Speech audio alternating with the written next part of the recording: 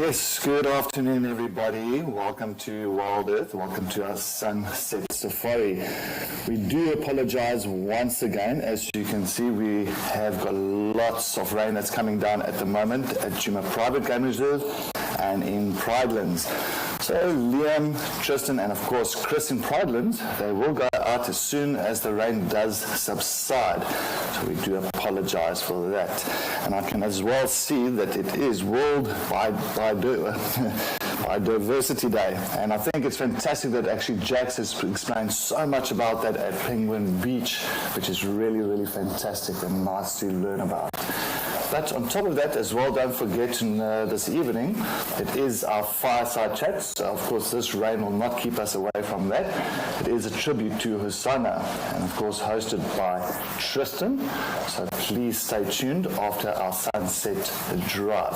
But for now, we will be showing some highlight reels. So just stay seated and hopefully this rain will subside and we will be going out later. Kevin, that's a good question, and you're asking, do leopards come in packs? Of all the cats we have in Africa, leopards are very solitary. Now, here we got two because it is a mother and a baby. Sometimes we might see two fully grown ones, and it will be a boy or a girl when they're just about to make babies. And once they finish making babies, they go separate ways. So leopards do not come in packs. Leopards do not come in groups. They live on their own. The only other cat or predators that you'll see in groups in general will be the lions.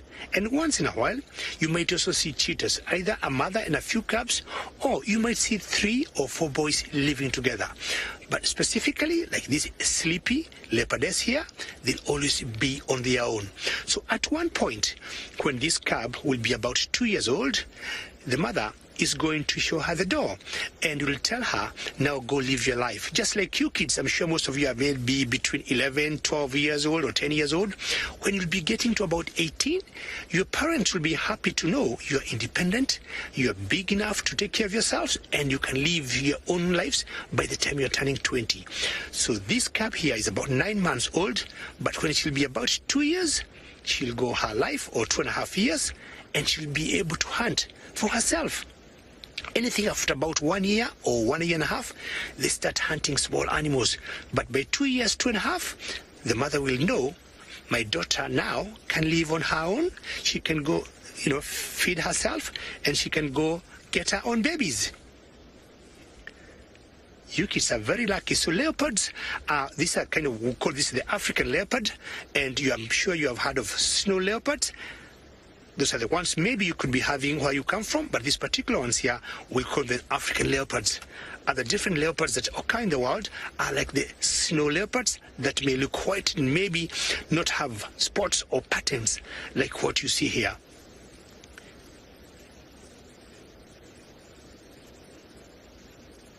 If you are a WildEarth explorer, we have exciting news for you. The winner of this month's prize giveaway will win a hamper full of Explorer merchandise. Like this fantastic t-shirt that comes in plenty of great colours, a very useful tote bag, or even a cap. For those in the southern hemisphere that's heading into winter, a sweatshirt to keep you warm. Head over to the WildEarth Explorers page. Sign up to be a WildEarth Explorer and you could win all of these goodies. WildEarth, it's in your nature.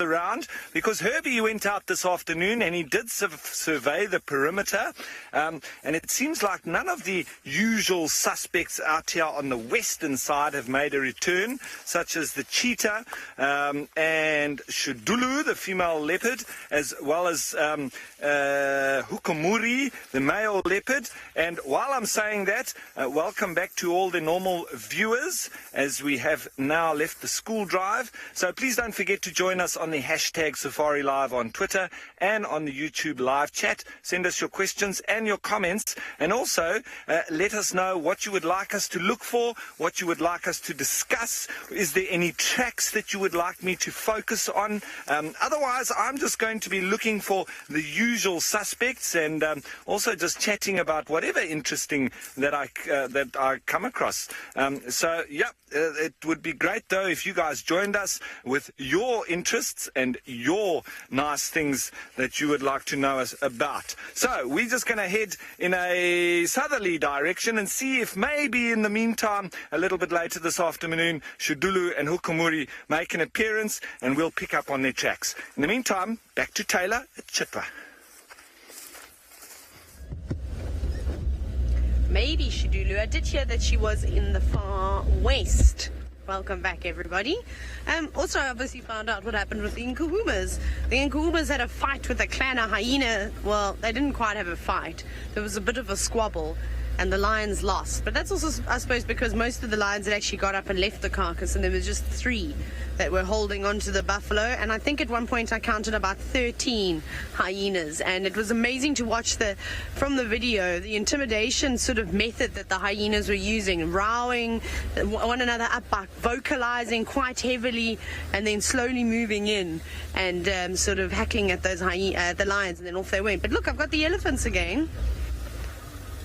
The same herd we were watching with the school. They're going to come through here. We're just going to have to be patient. They're feeding at the moment, so they're not moving as quickly as the others were. Not at the other ways, I don't know what I'm talking about. So that's quite nice. The elephants just feeding through. I'm glad that we managed to catch up to them again a second time. I was hoping so. I do enjoy spending my time with the elephants, and it'll be nice to see what this herd actually gets up to. They're probably going to pass right next to us. And if there is a leopard in here, hopefully they're going to flush one out, because this is also the same, or the very same spot we were this morning when we had all those squirrels alarming, when we had all the francolins and all the different creatures threatening that there was something in the bushes. But it could have just been a raptor. We don't know. We don't actually know. But our chances are pretty good if there was something fast. Find a way into the kill to eat. Get their fill in there as well. Oh. But they're also going to be told off. See, lions are not great at sharing their food.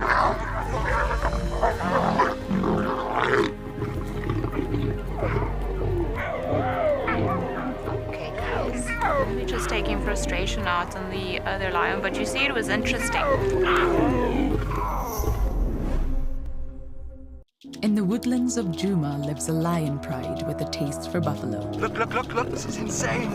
Now, this is what I was saying about lions and buffalo. It's absolute pandemonium. WildEarth have been privileged to follow the Nkuhuma pride for many years. One of the most loved cats in the pride is Amber Eyes. She was not successful in rearing her first 2 litter of cubs and was seen as an aunt to the other youngsters. Then eventually, towards the end of August 2019, we found her with 4 tiny cubs of her own. Themselves. So even though an elephant is the largest land mammal, sometimes they too need to make themselves look big and scary, and by opening their ears and, well, sort of throwing their heads around, they can appear to be quite intimidating. Just waving to all the lovely guests that are around. I think they're going to sneak behind me. We'll watch this little group, and then we'll let the others get the group behind us. But this is very nice. So thank you very much for your question.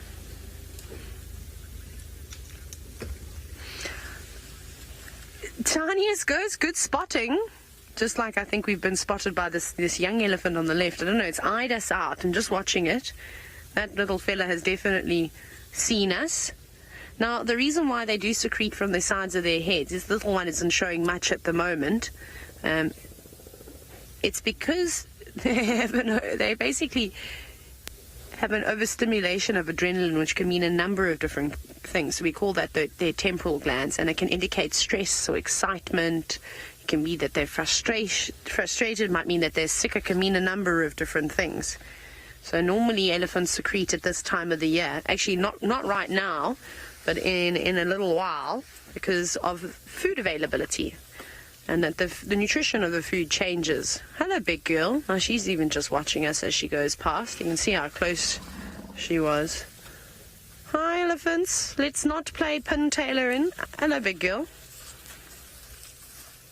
Oh, everybody's doing the Sabi Sand shuffle today and coming right past us. I'm, of course, just sitting up, just watching them. Make sure that we haven't got any elephants sneaking up from behind. That's something you don't want. You do not want to be surprised by an elephant. And if you're thinking, how on earth can you be surprised by an elephant? It is possible. It is most certainly possible. And I've had first-hand experience as a young girl. Hi, Elise. Oh, my goodness. And then? Again, this is round 2.0 with elephant training. Yes?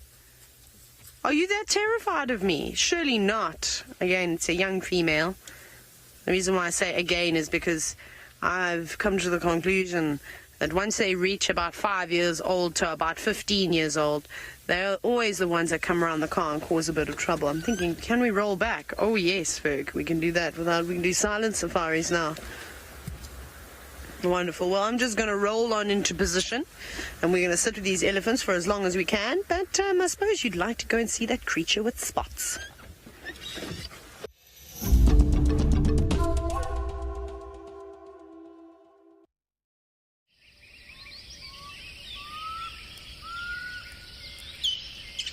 All WildEarth explorers have a chance to join our naturalists in a monthly Fireside Chat.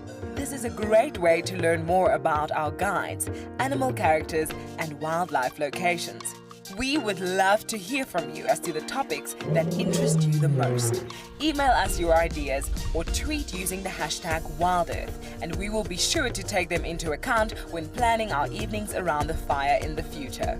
WildEarth explorers, it's in your nature. Look at that, there's a tiny leopard cub. Karula has given birth overnight. Look at the little guy who just came around the corner. That is incredible, that's probably his first solo kill.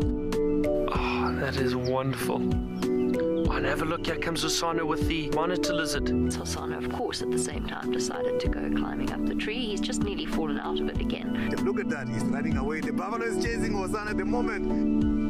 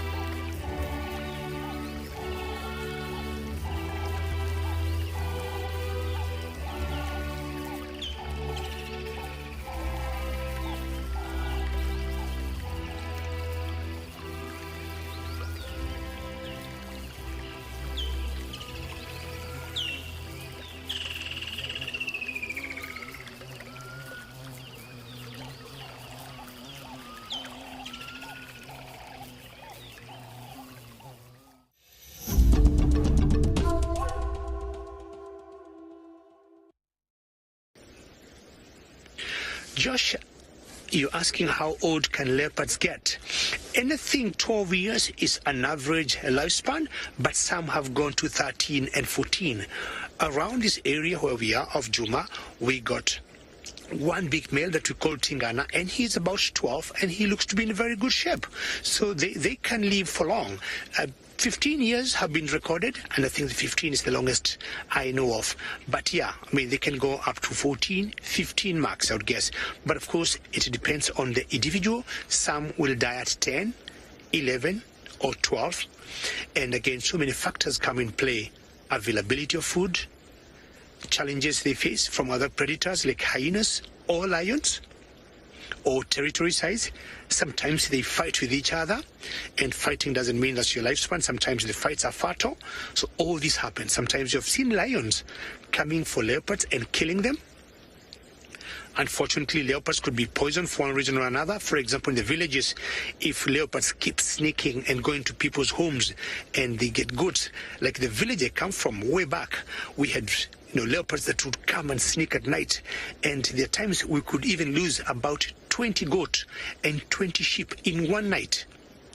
Not eating them all, they would get one, eat it, and then they just kill the rest, get a bit of blood here, kill the other one, and they would move away.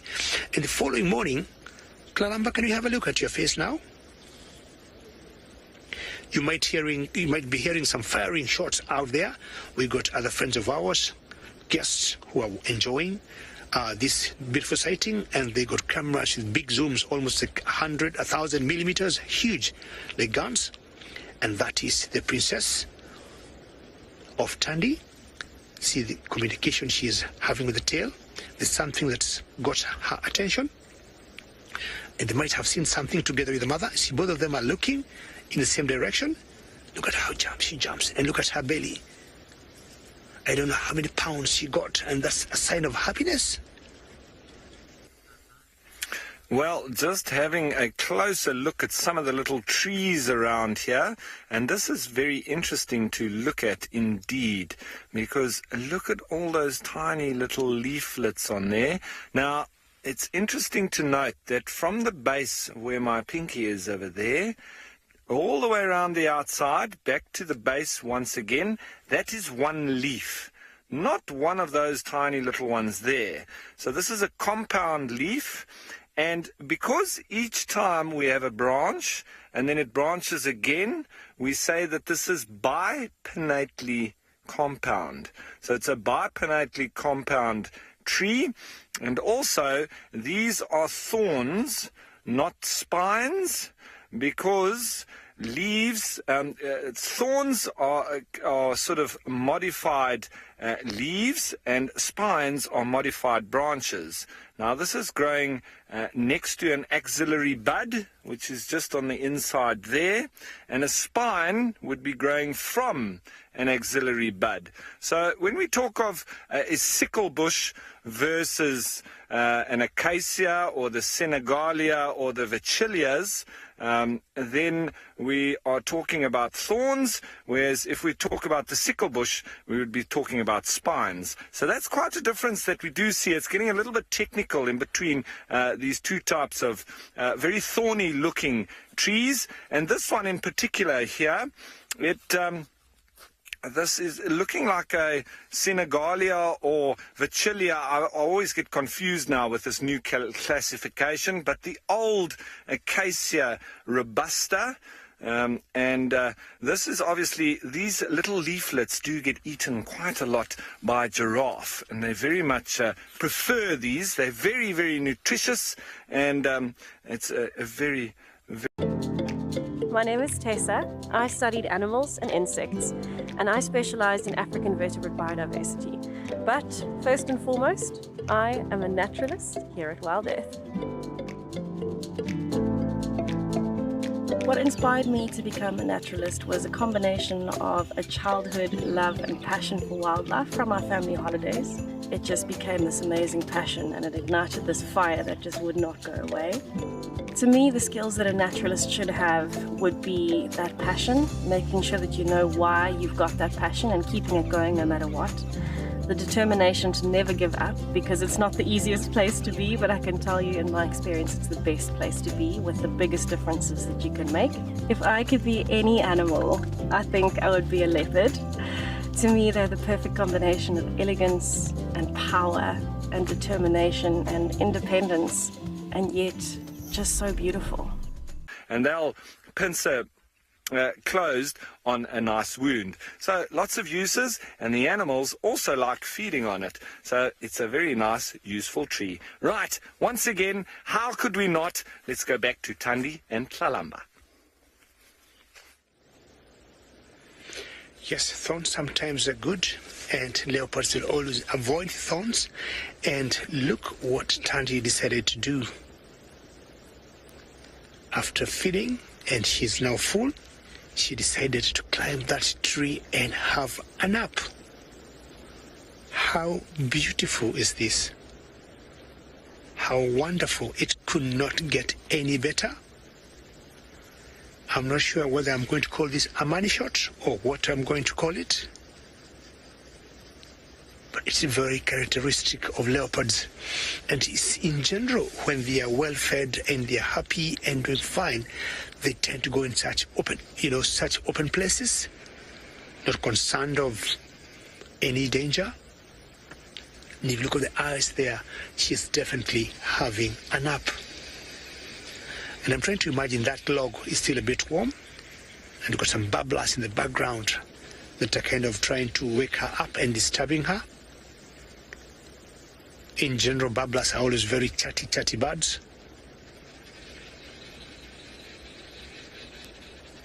Fantastic. I agree with all of you. This sighting is just amazing. And, I'm sure you're taking so many screenshots for us.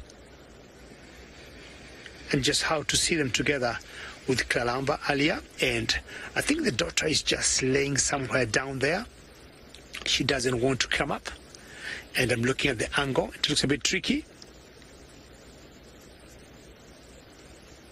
Shamiji, and you say, yes, this is the money shot, 100%. I mean, thank you for agreeing with me. Truly, this is a money shot. And maybe she had you, and she's saying, yes, money shot, tail up. How sweet of that. How sweet of her. I think she just answered you, true? Yes, money shot. Senzo, do you agree? Senzo, yes, saying is huge money shot in money bags. Just to have this beautiful girl laying down there. And as I was saying, I think the log could be a bit warm, and I'm sure she's picking a bit of warmth from that log. The big AT is still holding warmth from the sun of the day. Her eyes a bit open now, looking what could be happening on the ground. And I'm sure there's some francolins that are just moving there. And I would be more than happy if I would see Kalamba come up. Before she came up, Kalamba wanted to have a bit of play.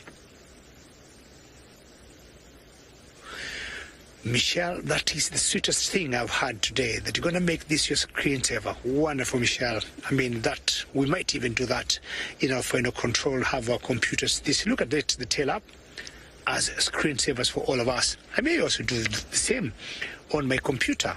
I mean, it couldn't be a better portrait. If we see Kalamba coming up, this is what we'd call a family shot, and a photograph actually to frame and to see and enjoy for many years. And I'm just looking at that log, trying to imagine maybe it could be a bit tricky for Kalamba to go up, and maybe her clothes might not be good enough to dig in and get some good grasp. Ah, right. Senzo was here, and I think they saw the two together, and he's telling me Kalamba went all the way up. That is interesting. So it must be the same log they were yesterday. And what is interesting, we drove here in the morning and we did not see them.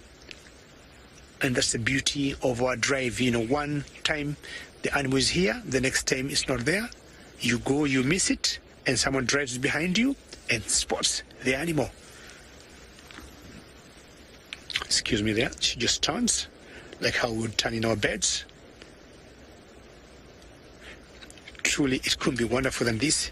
Some of the leopards that you see in high elevation areas do not have the chance to have sleep on logs like this, because they're in forests, they're in thickets. And if you look at them, their spots are very different. They'll always go in very open areas if they'll need to have a nap, because it's always rather chilly. But for leopards like where we are, for example, Tandy, it's easy for them to climb such logs and just enjoy the view and have a nap. Very characteristic of leopards. And this to me is always showing a good sign of good health in every shape or form you may look a leopard at.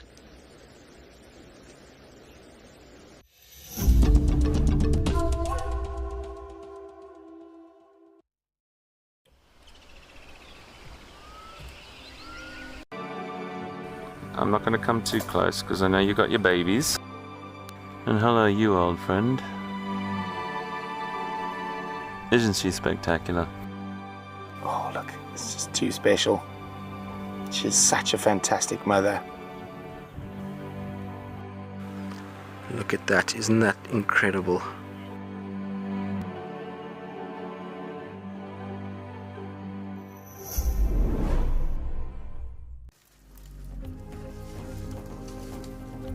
My heart rate has gone up slightly. In fact, it's gone up quite a lot.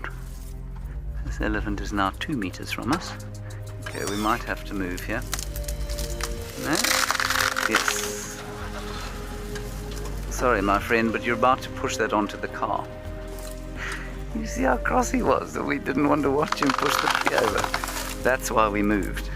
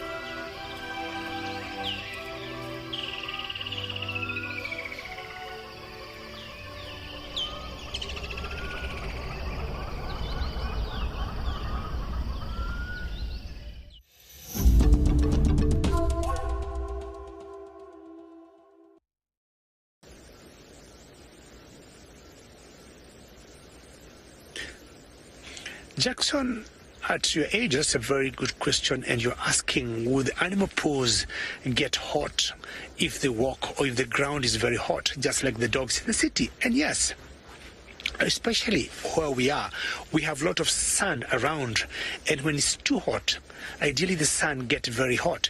And if leopards could be walking, or the cats would be walking on the sand, their paws, because they are open and they're bare, rather, they're not covered by fur, they would get pretty hot. And what cats would do, for example, leopards or lions, they'll walk in the grass away from bare areas that are not covered. Yes, Jackson, they would get hot, and they'll avoid walking in open areas that would be warm, because definitely their paws would get hot and not very comfortable for them. See how playful that curve is, eh? And the mother just allowing her the tail. Just like typical cats back home. And what a relationship they got together, eh? I don't know what my guides will think, but I would say Tandy looks to be a wonderful mother, eh? She is tired, definitely, from maybe all the hunting and all the eating and all the heat of the day, but still, she got a bit of time and to allow the cub Kalamba to play with her, and you can see Kalamba's tail down there, and you see they're a little bit different. This color,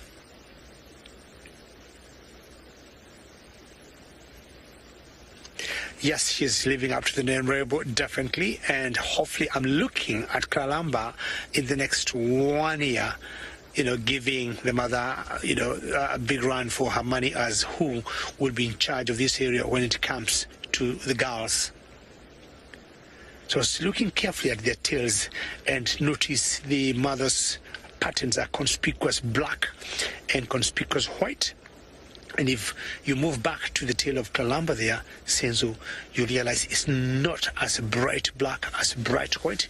And of course, that's all about age. And as she grows up, we'll always see them getting brighter. Just like with the zebras, you see when they're young, they're a little brownish, little darkish, little blackish, not as bright as the fully grown ones. I don't think it will be the same case here with these tails of these two leopards.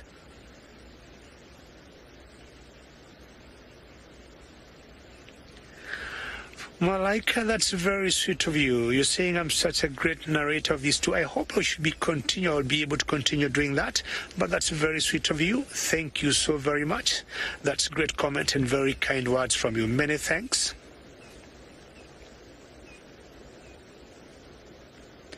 You couldn't ask for a better mother than this one here.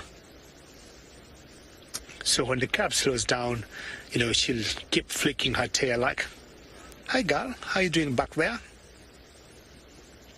And I think it's time for Hart now to have a bit of rest. But the mother's trying to show, well, we can continue playing.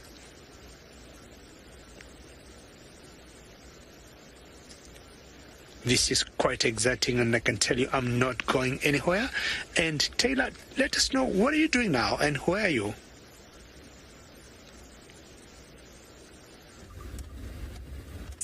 David, I'm so glad that you are enjoying that sighting. I'm trying to not strangle myself with my scarf, which I'm apparently achieving. Sorry, we're almost done with the bumps. We're almost back at Chitwa. We've basically done the western boundary and then sort of the southern boundary too. No new news. My favorite thing about WildEarth are the animals and the interaction and the ability to wait and watch and not rush off. You get to watch their behavior and learn about the individuals. I would like to see the hyenas at the hyena den, and I have. Look at that. If I could be any animal, I would be a cheetah. I would love to run fast. Our Western Cape coastline is graced with the Cape fur seal. This playful species is curious and entertaining. At Hart Bay Seal Rescue Centre, seals in need are rescued, fed and nursed back to health by our well-trained team of dedicated staff and volunteers. This wonderful legacy of the centre is continued as these protected creatures are rehabilitated and released back into the wild. Tree. I don't remember, Senzo is laughing, I don't remember in my life seeing a hyena on top of a tree. Some 3 weeks ago, we had, I think it was Hukumuri, with a kill of some big ram on top of a tree. And the hyenas were cackling and trying to go up on that log, a similar one to this one. But they couldn't make it, and they could do just 2 feet on top, and then just, comes compelling down. Hyenas are not good tree climbers, and this one here is not lucky either. Anything left is what you're going to eat, Mr. Hyena or Miss Hyena, and then that will be it. Excuse me there. And this one is a spotted hyena. We got 3 different types of hyenas in Africa: the spotted hyena, the striped hyena, and the brown hyena. This particular one is the spotted, and they're the most common ones around this area, and they got very sharp sense of smell. I do not know at what point it picked the smell of this one. Sometimes they have been known to use vultures on top of trees.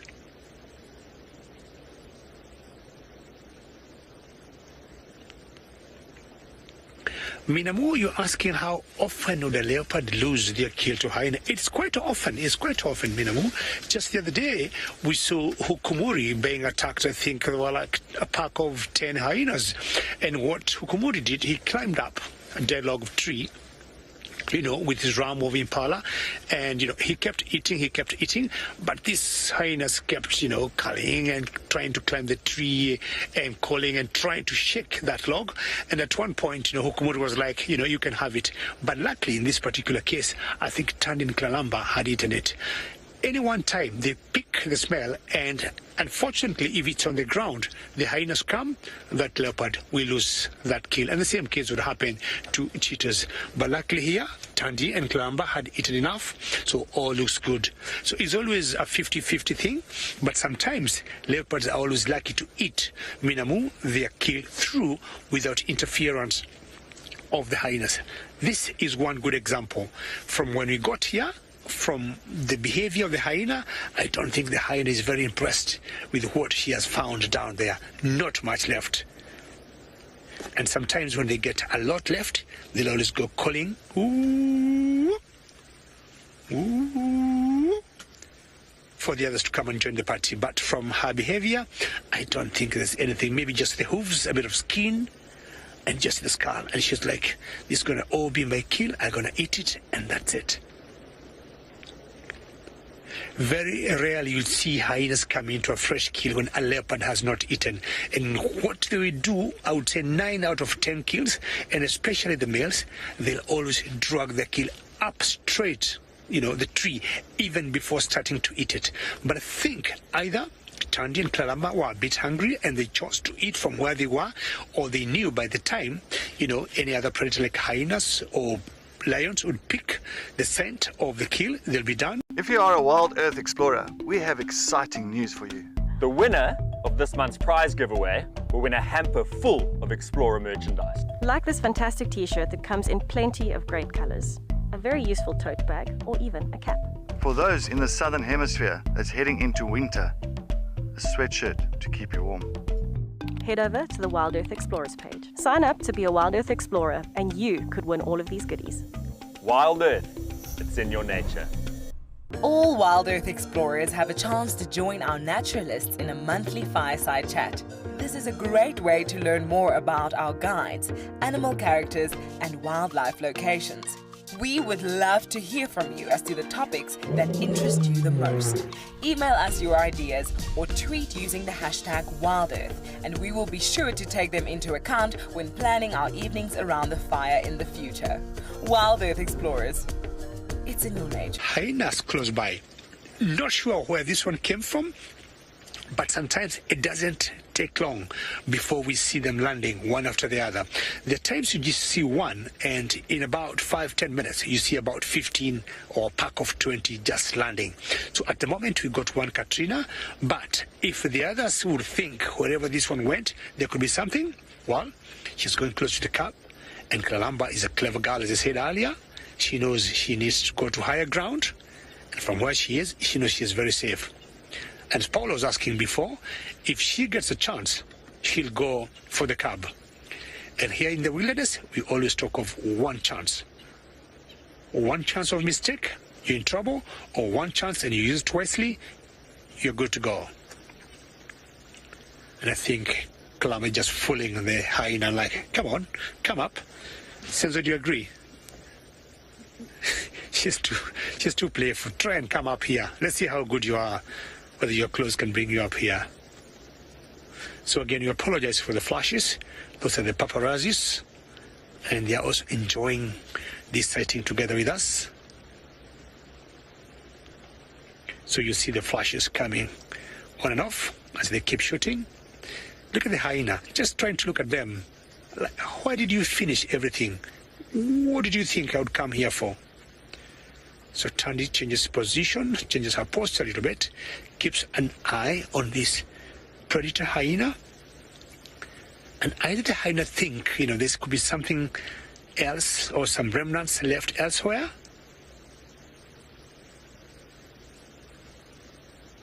But I do not think, hyena, you're very lucky.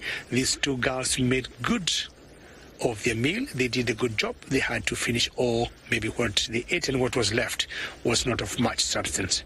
I don't know what could be happening at Cheetah Waterhole.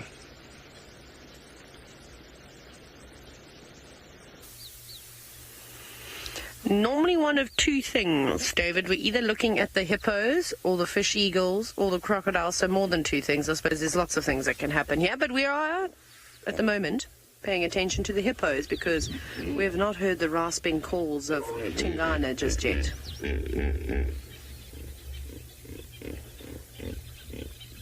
Everyone's starting to get vocal again. I always find it so interesting about hippos how most of their communication is actually done underwater, and I would love to hear what some of those sounds must sort of be. Which would be very, very cool to actually know what kind of sounds that they make. I'm assuming that probably grunts and things like that. Little hippo, what sounds do you make when you go under the water? And I don't know how old they are before they can start making those grunting sounds that we hear above the water. There's a train going on. A sleeping snake. I don't know if there's such a thing as a sleeping snake, but that's what these hippos have kind of resembled. And it's all the babies, too. It's all the calves in the pod. It's like one calf is on babysitting duty. Look at them. They're all using one another as a raft. Wake up now, because it's getting to that moment where the sun is about to disappear. Most of it is gone already. It's already getting quite dark. How can you not think that that thing is so precious? They are funny-looking things. So let's keep our fingers crossed that the young hippos decide to enter onto the banks and start pushing and shoving one another around, because that's what we really came for this evening. Let's be honest. I came to see some little baby hippo bullying, if you will, because they do kind of bully one another. They push and shove, and if you're small and weak, well, then you're going to get pushed down, you're going to get picked on quite a bit. And they don't know any different. There's an adult going, settle down now.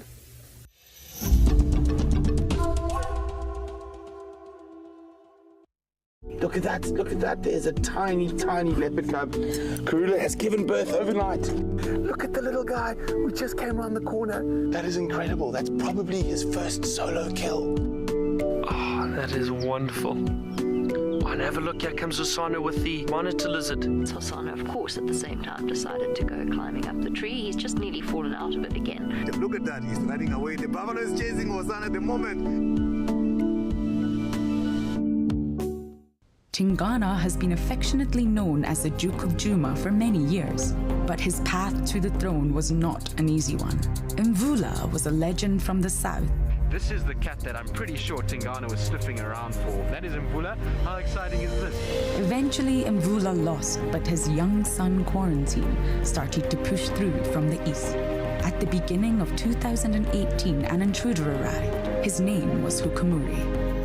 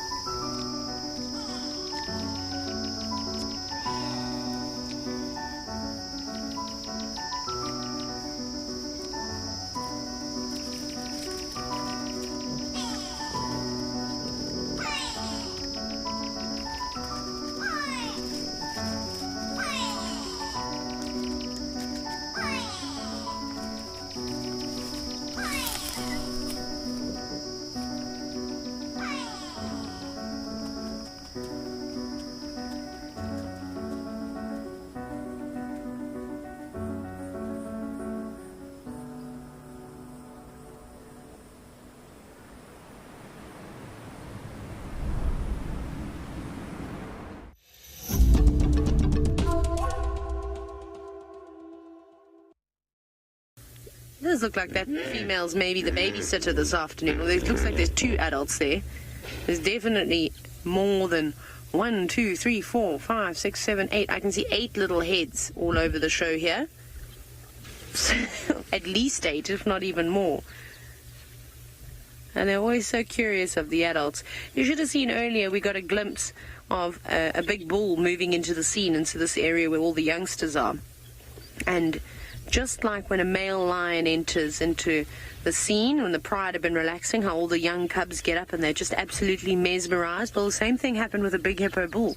All the little ones ventured and just followed this bull around, but behind him, obviously keeping a safe distance, because I suppose he can be a bit of a grumpy grouch every now and then, but they were just following him. It was so funny to see. They were in awe of his presence. And I suppose all those young bulls are going, one day that'll be me. I'll be as big and strong. It's going to take them a few years, though. It'll take them quite a few years, as the boys only become sexually mature around 8 years old. Marcy, Yes, they are. They're my absolute favorite thing to watch at the dam, and especially at this time of the evening when they do start to get a little bit more active. That's the best part, in my opinion, of Cheetah Dam, is in the evenings when they do all start waking up, and not the mosquitoes again. I remember the other day I was telling you I could hear a buzzing sound and I couldn't work out what it was. Well, we've got the mosquitoes back, but don't worry, I'm armed. I'm armed this evening, mosquitoes. You must try and come and steal my blood. Firstly, I've got the hippos here, and I've got some peaceful sleep. Paul, I can't say that I would imagine trampling to be a problem. You know what happens when hippos when they are startled and they're in the water and then they're in the shallows? They just go out to the sort of deep end. So yes, they might get bossed around and bounced about a little bit, but I don't think that they necessarily get trampled like, say, in a wildebeest stampede or something along those lines. That spritzing sound was me spritzing my legs with mosquito repellent because I do not want to be bitten. So maybe every now and then it can happen. I'm not saying that it doesn't happen. Maybe trampling in a crossing. How about that? When, for instance, at the Mara River, when you do have thousands of wildebeest crossing and zebra and all these different animals crossing at the same time, and a young hippo can't get out the way quick enough, yeah, that could definitely happen. But in terms of something like that happening out here, it's quite slim. It's quite slim indeed. But sometimes fatalities happen because of a dispute amongst two bulls. That can happen. Two male hippos can have a bit of a fight, and unfortunately the youngster's in the way. Well, I think some of the predators do a little bit better in winter. I wonder. I don't think so.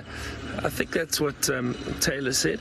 Now, I'm looking for predators, as I said, and hold on. I think we've spotted something. Seb, are you right there? Yeah. Seb, is that right? Yeah. We've got them. Yep. Oh, look at this. Exciting, exciting.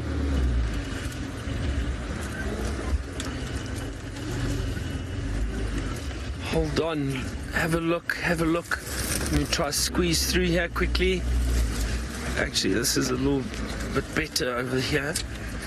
Have you all guessed what it is that I'm trying to show you? I wonder if you have.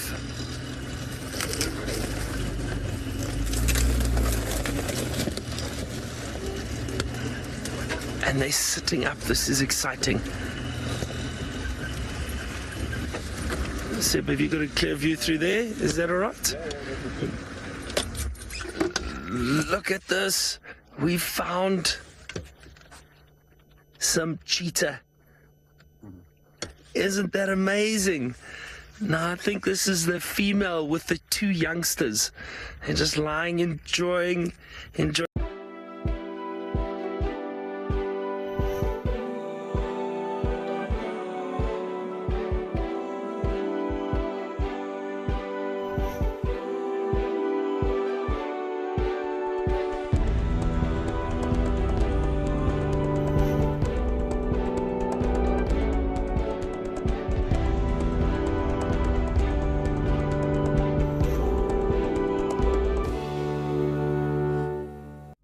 This morning we were driving and suddenly we heard a lot of commotion.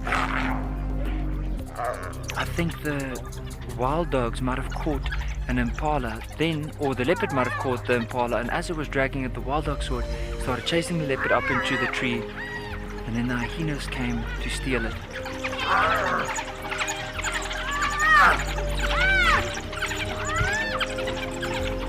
But what an incredible sighting.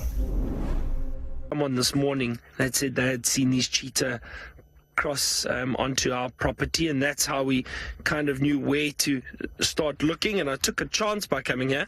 Thought they might be still in this area because of the temperature and the day that we've had. I'm going to try reposition for us. Let's see if we can get a little bit of a better view. Hold on a second. And they seem nice and relaxed, which is wonderful. Also, always got to be sensitive. Remember, with animals when you're viewing, especially cheetah and that, and these ones do seem relaxed, but we don't want to cause them to feel any sign of distress.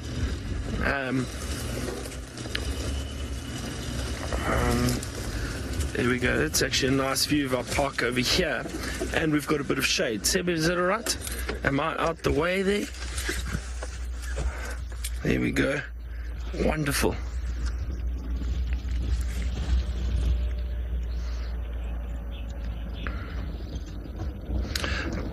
Dale, you asking what is the name of the cheetah in Shangaan? So in Shangaan, and I hope I say this correctly, it's a pity we didn't have Mr. Hendry here to help us with the pronunciation, but it is Shikankank. Shikankank. That is cheetah in Shangaan. And I'll have to ask James if I'm saying it correctly.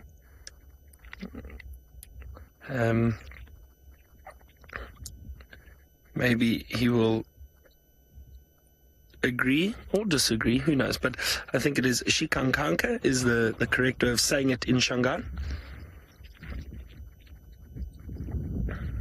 How beautiful are they?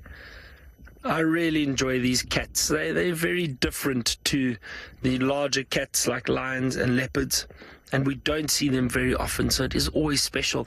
And to see 3 of them, a female with 2 youngsters, that is just wonderful. As I said, their bellies look fairly full, so perhaps they had a kill early this morning or even yesterday.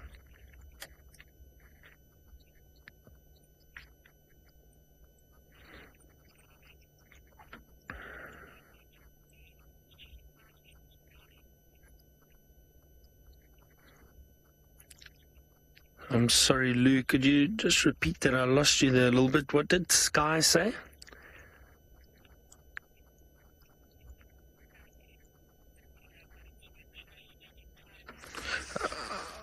Yes, Sky, you're right. I definitely am going to enjoy spending time with the cheetah family. Wow, we've had, I must be honest, we've had a lot of luck, haven't we, the last 2 days with big cats. We've seen all of them. We've had lions, we've had leopards, we've had cheetah now. This is really special and unusual. So whoever has wished us luck for a big cat weekend, it's worked.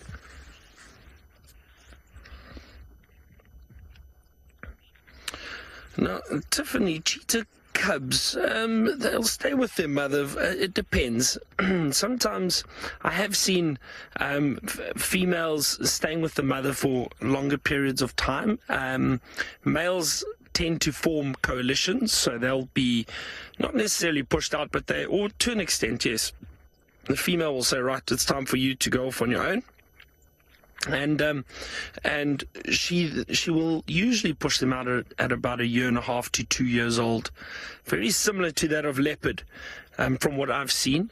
And occasionally it may be a bit sooner, but usually that is the time it takes for these big cats to become independent. So once they reach that age, they may get pushed out, and the males often form coalitions, have a number of males together.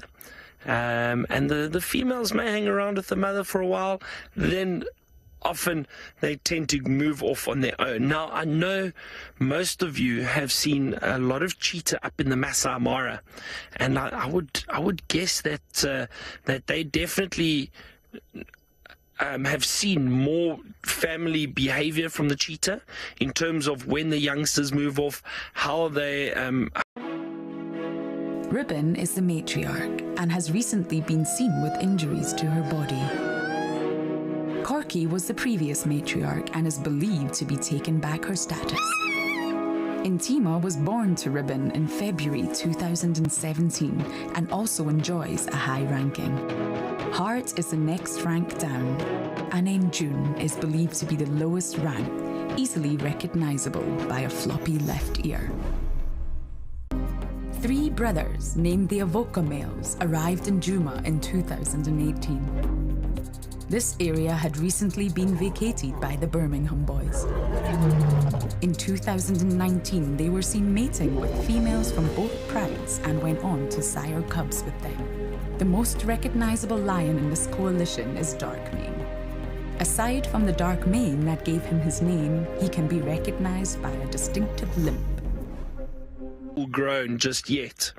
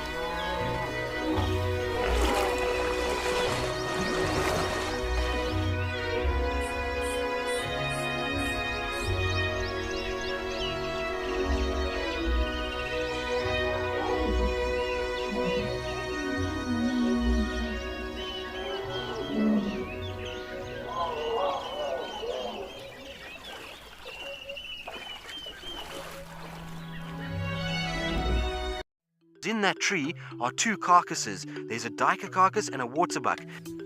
Well, it's not as graceful as... He's a bit hesitant because, well, climbing a tree is not the easiest, but he will get up there eventually.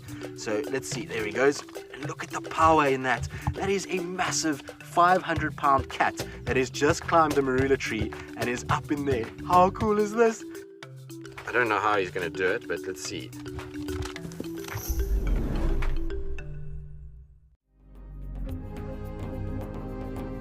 You can see the hyenas are far more tolerant of vultures than a lion or leopard would be.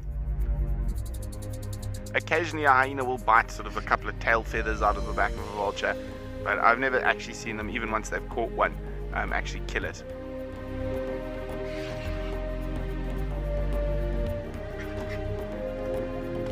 Oh, there we go, nearly got him.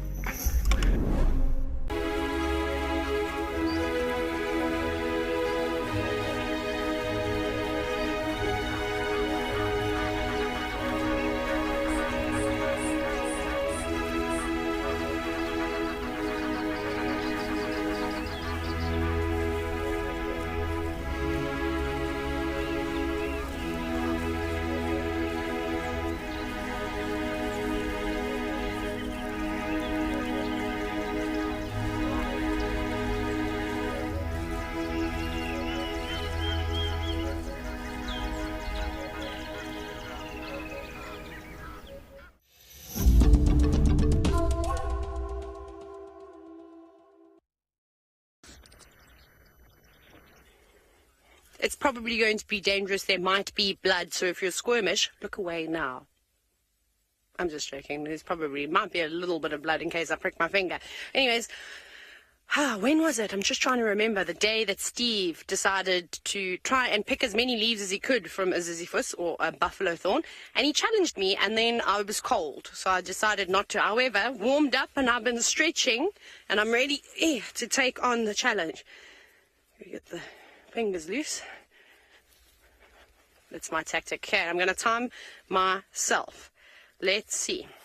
Okay, I'm going to have to... How am I going to do this? Because I'm going to lose time. Should I go... ready. Are you ready, Ferg? Are you sure? Here we go. 1 minute. I've already... Oh, no. What a disaster. I've got 2. Oh, it's so quick. 3. I'm going to drop them. 4, 5, 6, 7, 8. Oh, this is hard. 9, 10, 11, 12. Ow. 13. Whew. 14, 15, 16, 17, 18, 19, 20, 21, 22, 23, 24, 25, 26, 27. This is really difficult. 28, 29, 30, 31, 32, 33, 34, wow, 35. What's the timer on? Why has it gone off yet? 14 seconds. Where was I? 35, 36, 37, ow, 38, 39, 40. Well, it was a crinkly one. We won't count that one. 41, 42, 43, 44. 44 leaves. Yoo! Here's the timer. Kids, don't try that at home, because I totally did totally did get some prickles there. Oh, Steve apparently only got 23. Oh.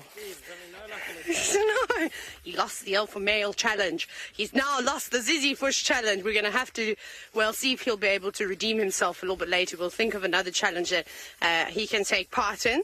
Seeing as though I accepted, we will give him another chance, says Ferg. We'll see. So help me. Maybe you can all help me. Shall we do this? Send some suggestions through on what challenge you think Steve and I could do. Hashtag Safari Live. And yeah, it's just a fun thing, and it brings a bit of entertainment to the drive. That was really sore. I don't understand how Inyalas do it.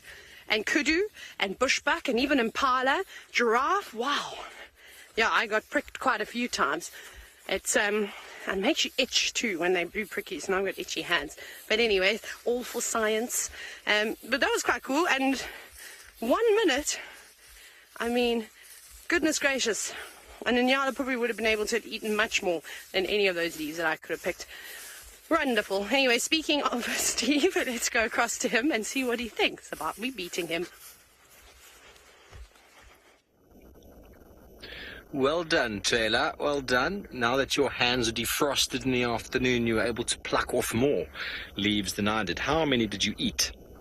Interesting. Well, in the afternoon, when my hands are nice and warm, maybe I should have another go and see how we do. I think, actually, secretly, folks, she's been practicing that technique since I challenged 3 days ago. 3 days, folks. Can you imagine?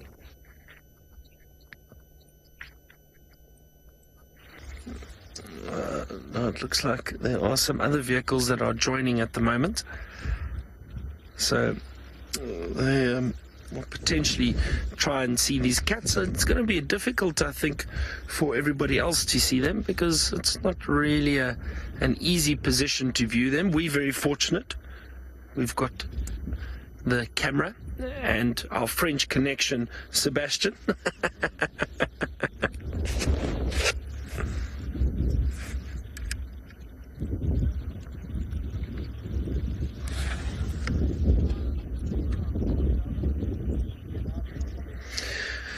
Jason, you know, if lions had to come across these cheetah, yes, there's a good possibility of them attacking and killing cheetah. I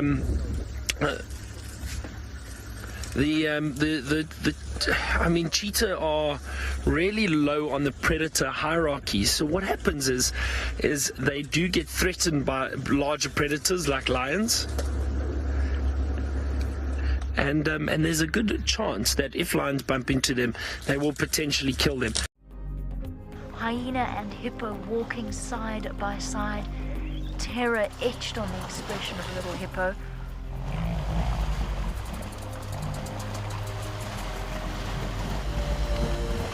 Look at this last mad dash. Hyena running along beside it. Baby hippo, jaws gaping. It's gonna make it. It's gonna make it. It did it. The baby hippo against all odds. Hukamore. Oh, here's an impressive looking male leopard. Look at that neck on him. He just looks ready for a fight. This is only the third time that we are seeing him that is known as the Hukamori male, and he certainly has a lot of character and atmosphere. This is gorgeous. Hukamuri having a drink at one of the little seasonal pans. Isn't he absolutely gorgeous? Compact, powerful, focused. I love it. Time, because don't forget, we have got males that tend to move around by themselves or in coalitions, and you can get coalitions of males of up to 4, 5, 6 males at times moving through the area.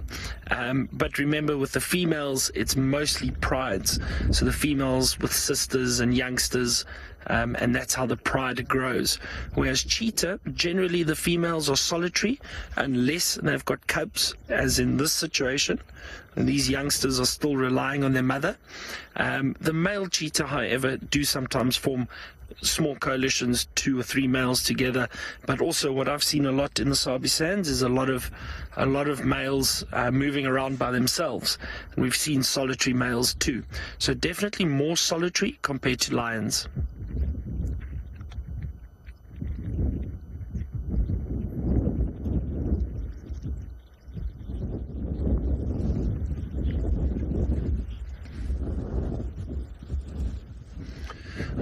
Paula, the cheetah population in South Africa, I think, is pretty stable at the moment. I think with conservation and the protection of areas, hopefully the numbers will increase. But you see again with cheetah, a loss of habitat, very much like wild dog.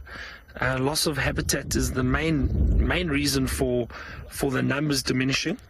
So we do have to be very careful and aware, from a conservation point of view, with these cats.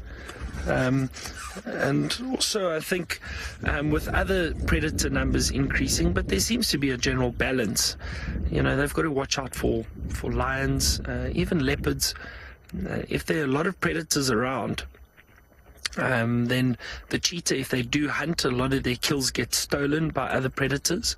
They're very quick to be chased, or very easy to be chased off.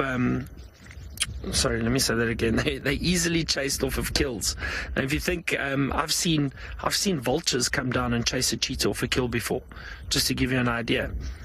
So, interesting. But I think the main reason for the cheetah numbers not being very good is loss of habitat. They also need large territories and open areas.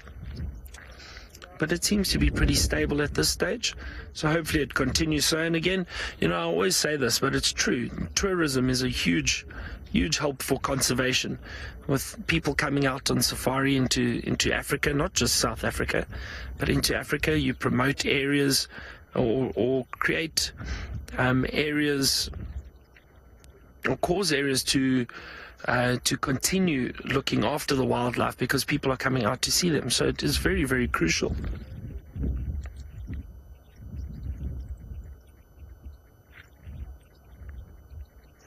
A beautiful view of the face there. You can see those very prominent black tear marks down the face.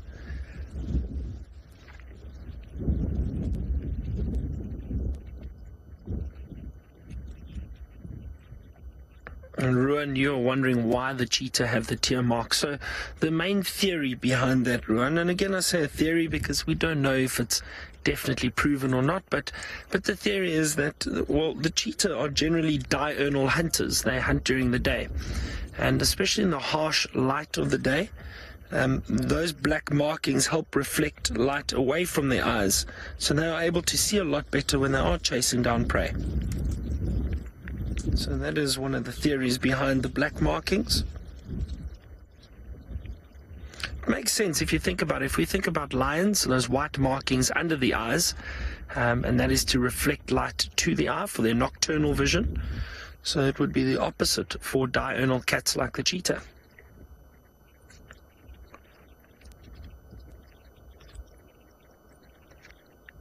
Now, speaking of lions, Steve has got a surprise for you. I do. Hello, kitty. Here's a little youngster. It's my first time seeing the youngsters since, I think, the 3rd of January I saw them. The Styx Pride left a group of them just there on the side of the road, down in the south, on the boundary with Little Gowrie, Lower Gowrie. And I remember seeing loads of little bundles of joy in the grass, and they've grown quite a lot. Well, this one has anyway. And the fur is not looking great, but I haven't seen them, and I've heard only stories. Every time people seem to talk about the Styx, all I hear people talking about is the mange. Shame. Maybe we can talk about something else today. Maybe it'll be a bit more positive for these guys, but they are very social. You see the rubbing.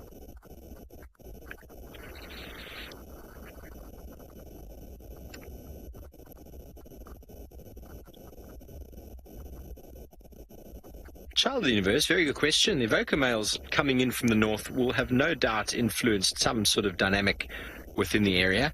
Something I've seen through my own experience is lions with cubs, obviously cubs younger than 2 years of age. If they hear a male call, you'll often see the lions get up and walk in the opposite direction. Obviously, I'm sure lions can recognize each other's calls, and they know if those are the Birminghams or if they're a new male lion. And there's just a different power and frequency in it. And I couldn't tell you the difference between different male lions, but when that is the only language you speak, you learn how to speak it well. So I'm sure they're able to identify it. And I saw it many times in my guiding career with lions with their cubs, and they just get up and walk the other way. And because male lions announce themselves most of the time, it's quite easy to avoid them if you want to. The purpose of that is so that other males avoid them, so they don't need to fight all the time. And so it also helps for the females to avoid them. But every now and again, the males won't call, and they might end up finding a pride because they can smell them, and then that can lead to some turmoil. But seemingly the Avoca males don't seem to be coming too deep into Djuma. They're just keeping to right up to the top, spending time in Buffelshoek and a lot of their time in Manyuleti. There's a really, really big area up there, and I think there's more than enough area for them to cover. So, but definitely their presence will be a bit of a stirring pot, a bit of a melting pot of the dynamics in the area, affecting however the lions will move. And obviously these lionesses don't want to lose their cubs, so they will move in response to those males and generally away.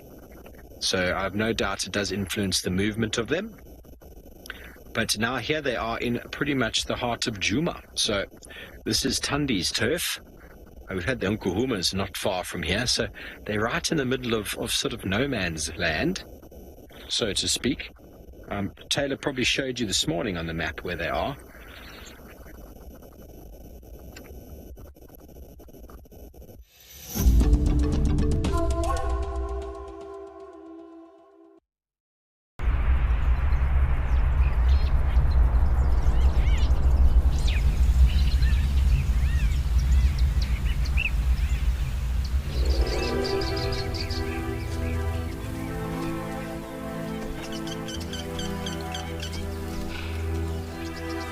All WildEarth explorers have a chance to join our naturalists in a monthly Fireside Chat.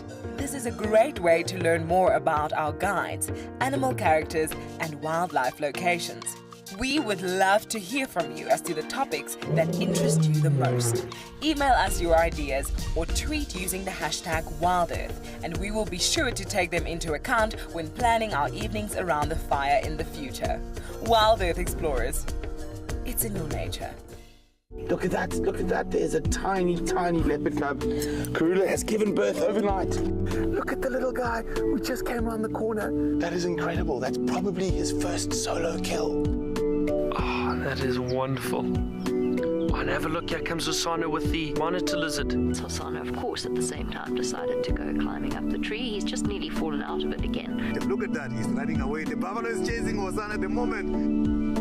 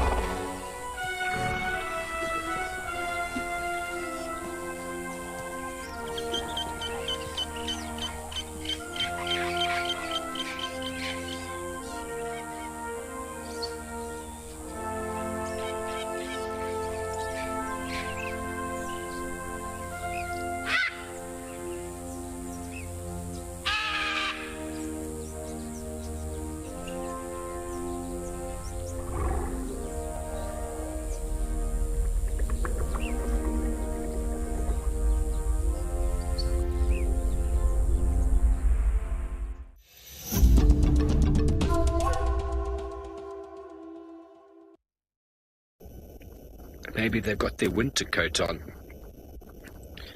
Okay, well, I found the map. And as soon as Sens is ready, I'm going to put it up on the dashboard. And we are about over here. Somewhere here in the middle. And the last time we had the Nkuhumas with a kill on the west, it was right over here. And then they killed another warthog over here.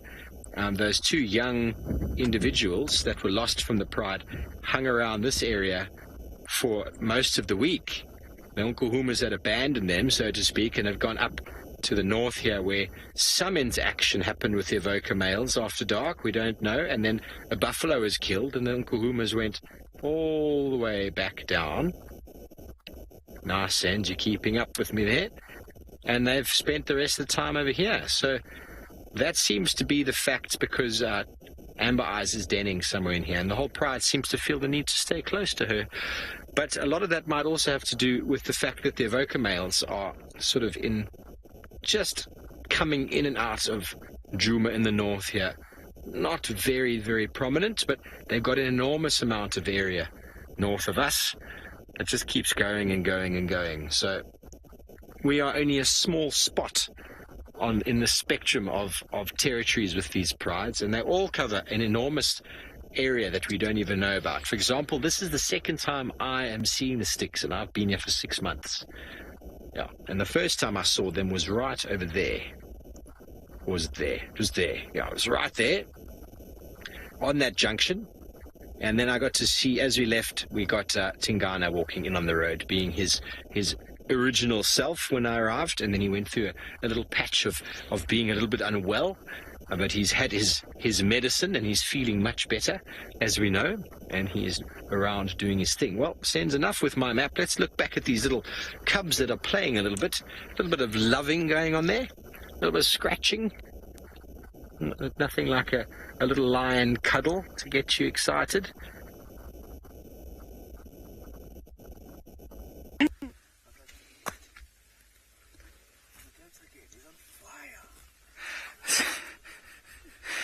Herbert was just talking to me about Taylor's reaction when we found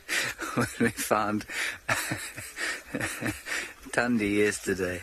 Apparently, I think she was on foot, wasn't she? And she went, James is on fire. That's not actually true at all.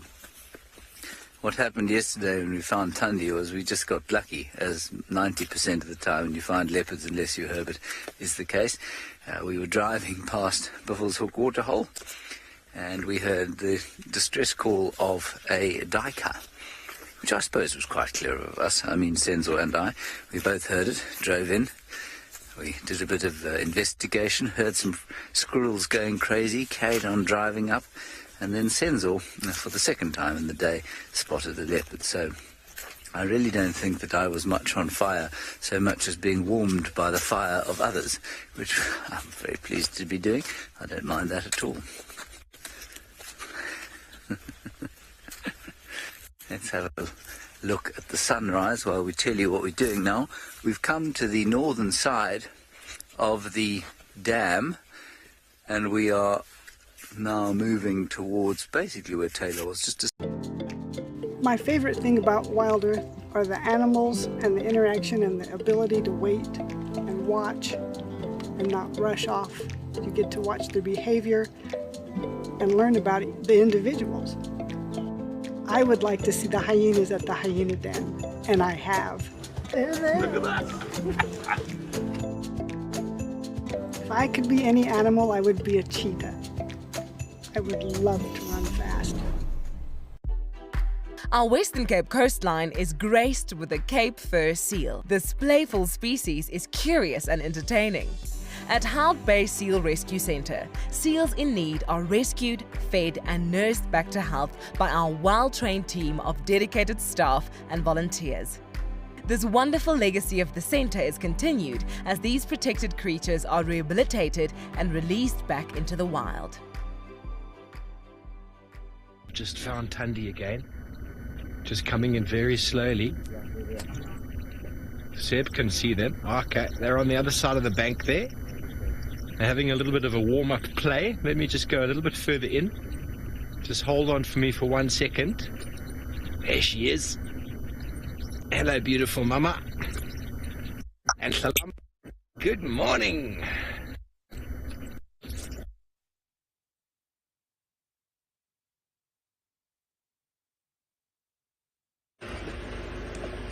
Oh my goodness. Sorry, everybody. I can't even get my gloves on today. The doctors make it look so easy. So easy. Right, we'll carry on. We'll put them back on again. Border security. Folks says so does border security. Oh, Australian border security is my absolute favorite. Do you have any food in your bag? No. None. Nothing. Open the bag, just food. That's such a great show. If anyone hasn't watched Border Security Australia, best you get on it. It's so great. You can even watch the old episodes. It doesn't even matter. Okay, radio going down. I think we're going to go all the way up not Gari Katlan. We will come down Gari Katlan. But first, we will go up Gallagher. All the way to the boundary. Oh, look who I brought. I wonder if Christine from Hershey is watching. Because Maurice, I've actually lost my mind. Like, I'm not normal anymore.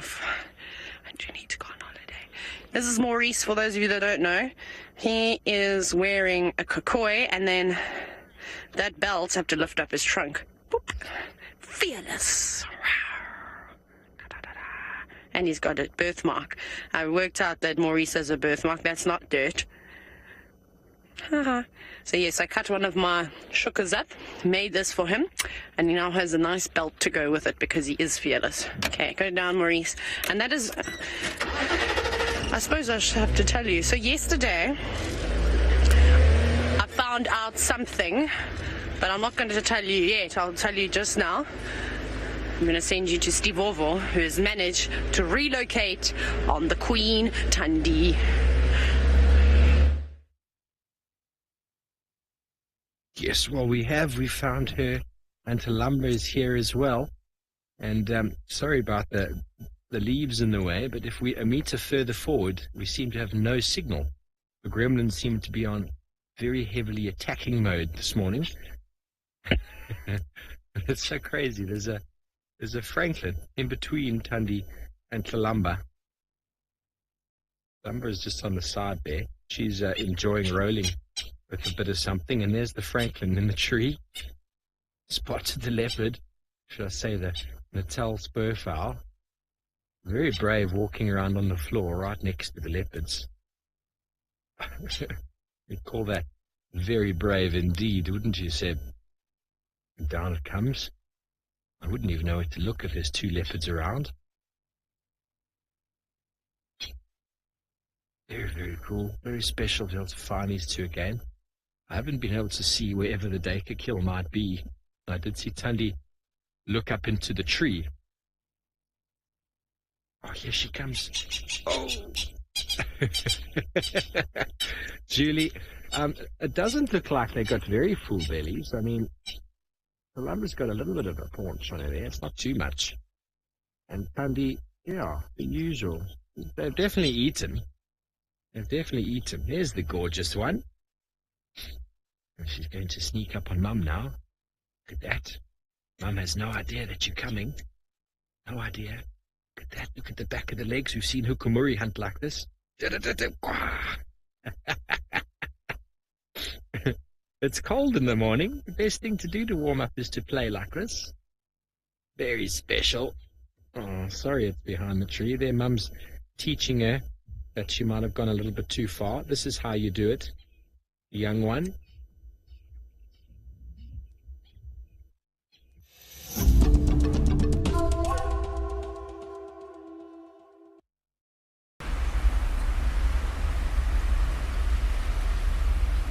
If you are a WildEarth explorer, we have exciting news for you. The winner of this month's prize giveaway will win a hamper full of Explorer merchandise. Like this fantastic t-shirt that comes in plenty of great colors, a very useful tote bag, or even a cap. For those in the southern hemisphere that's heading into winter, a sweatshirt to keep you warm. Head over to the WildEarth Explorers page. Sign up to be a WildEarth Explorer and you could win all of these goodies. WildEarth, it's in your nature.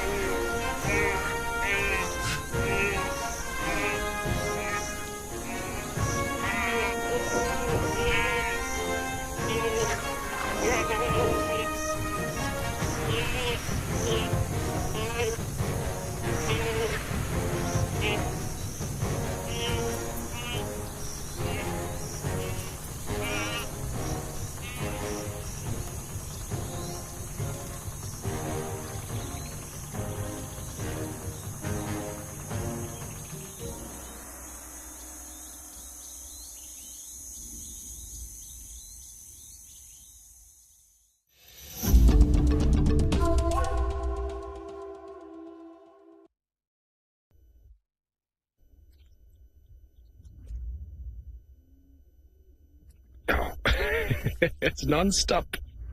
It's non-stop with this little one. So important that she gets these takedowns and tackles correct. Only got a year or so with Mum to be able to practice all these techniques and to chew at things, whenever that might be.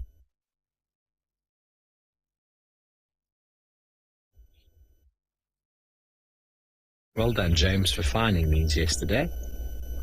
And it was the distress call that the Dacre made, apparently, that attracted them to this place. And that distress call I've spoken about before. The objective of a distress call is to attract other predators. And we've learned that these distress calls indicate an animal being killed, and we also managed to find them. Albeit we don't come in and steal the kill from the predator. We come in and just view it and spend some time with them. But it's that reason why a leopard, a cheetah, and a lioness or two on their own have to kill silently, because that distress call given off by the prey animal is a beacon. It attracts predators from far and wide. And the purpose of the distress call, obviously the animal that uses it, is to hopefully add some disturbance which will influence the predator that is at the moment trying to kill the animal, and then gives them that omen to sort of run away.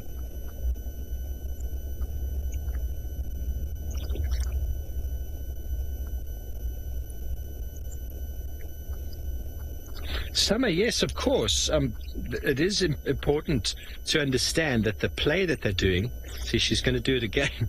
The play that they're doing is all about her generating the necessary skills to become a solo hunter. She's not going to have any play later on in life until she gets cubs. So she needs to be able to effectively take down and tackle and kill prey, sometimes bigger than herself. So the essence of play really is just life lessons for the real life she's going to live as a solo huntress. And you've seen Thandi before. She actually growls at Tlalamba when they're feeding, because she's not used to sharing. Just behind the tree. She's not used to sharing her food. Sorry, folks, I'm not going to move. We're in a really good position here. And that was one takedown that she did. Thandi, you're going to sit right there, are you? Liz, it is great to be experiencing this into action, 100%.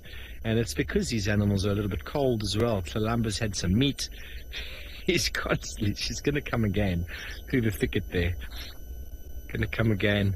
Okay, so someone's coming to join me. I'm just going to help guide them in. Rex? He's driven past us. That's okay. Rex for Steve?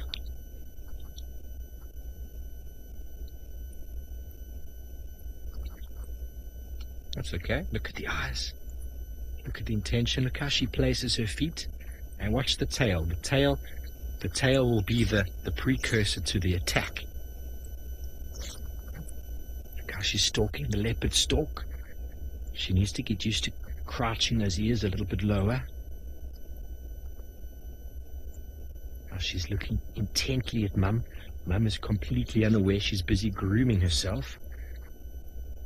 Attention of the cat.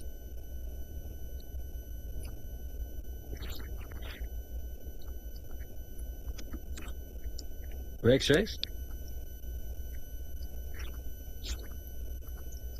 Copy. Do you know the last position? I'm still there.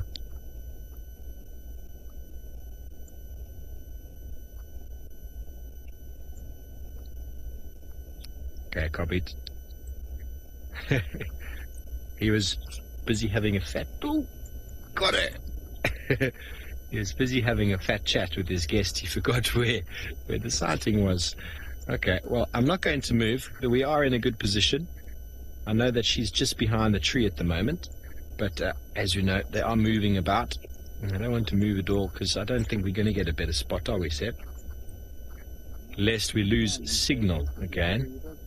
Okay, if I reverse by a meter, if we suddenly get signal problems, well then... Or how about I go forward a meter? How's that? Okay, there we go. Signal's still fine. Fantastic.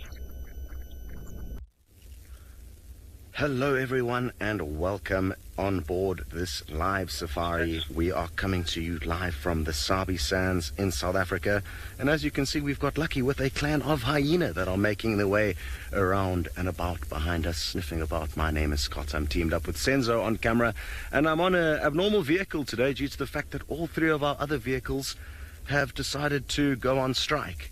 So we've just kitted this vehicle out yesterday evening and looking forward to a morning out on safari. It's just going to be myself in the Sabi Sands, but you'll be glad to know that Jamie and Brent will be joining us from the Masai Mara in Kenya.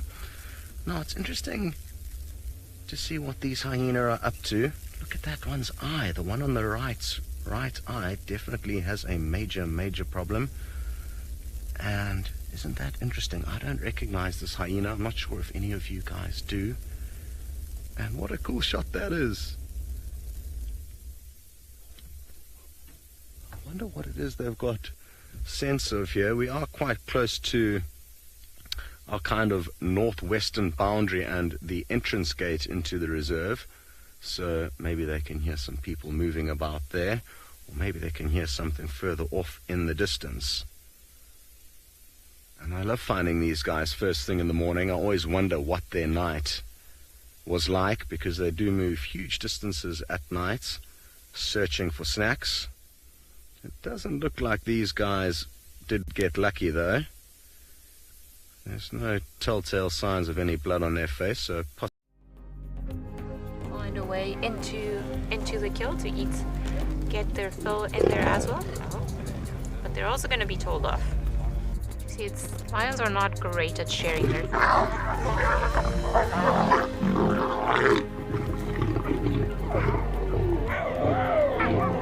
Okay, guys. Let me just taking frustration out on the other lion, but you see, it was interesting. In the woodlands of Juma lives a lion pride with a taste for buffalo. Look, this is insane. Now, this is what I was saying about lions and buffalo. It's absolute pandemonium. WildEarth have been privileged to follow the Nkuhuma pride for many years. One of the most loved cats in the pride is Amber Eyes. She was not successful in rearing her first 2 litter of cubs and was seen as an aunt to the other youngsters. Then eventually, towards the end of August 2019, we found her with 4 tiny cubs of her own. to know the individuals, and Jamie, one of the other presenters who you'll meet shortly in the Mara, also took it upon herself to get to know all the different hyena. Very good. Now we're going to continue on. That is our northern boundary that they've just crossed over.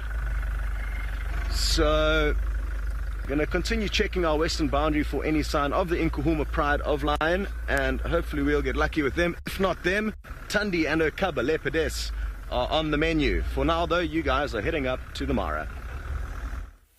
Look at that. Isn't that an absolutely marvelous, magnificent Masai Mara dawn? We're coming to you live from the Mara Triangle.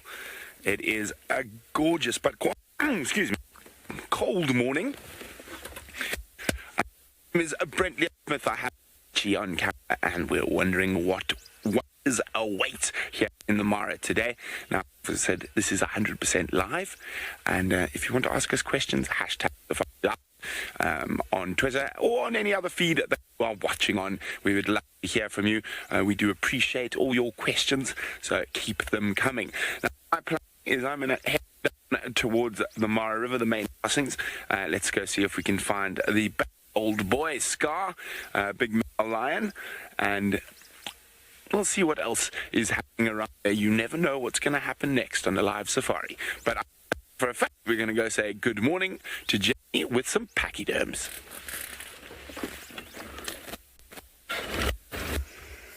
Good morning. How spectacular is the sunrise? And first off, an apology. Apparently, Brent's sound isn't up to scratch this morning, so we do apologize for that. I'm sure he'll sort it out very shortly.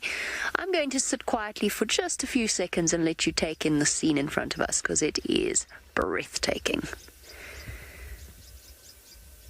Birds are chirping.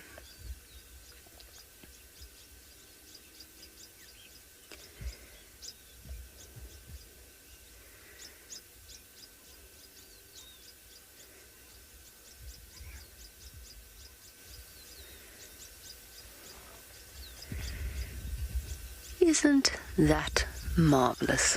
What a way to start our morning.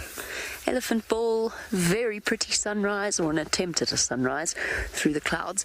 Good morning, my name is Jamie, and this morning Adrian is on camera with me. Kristen, you say that this is magnificent. It is magnificent, isn't it? It is absolutely... Let me think. How many different adjectives can we come up to describe this? Come up with to describe, is what I'm trying to say. This sunrise, complete with dawn chorus and all. And wouldn't you know it, our camera isn't even ticking, Adrian. It's not. My goodness. That must be a good sign. All the way through the TV series, we were struggling to actually demonstrate the sounds of the Mara because the camera was going tick, tick, tick, tick, tick, tick, tick. We still don't know why.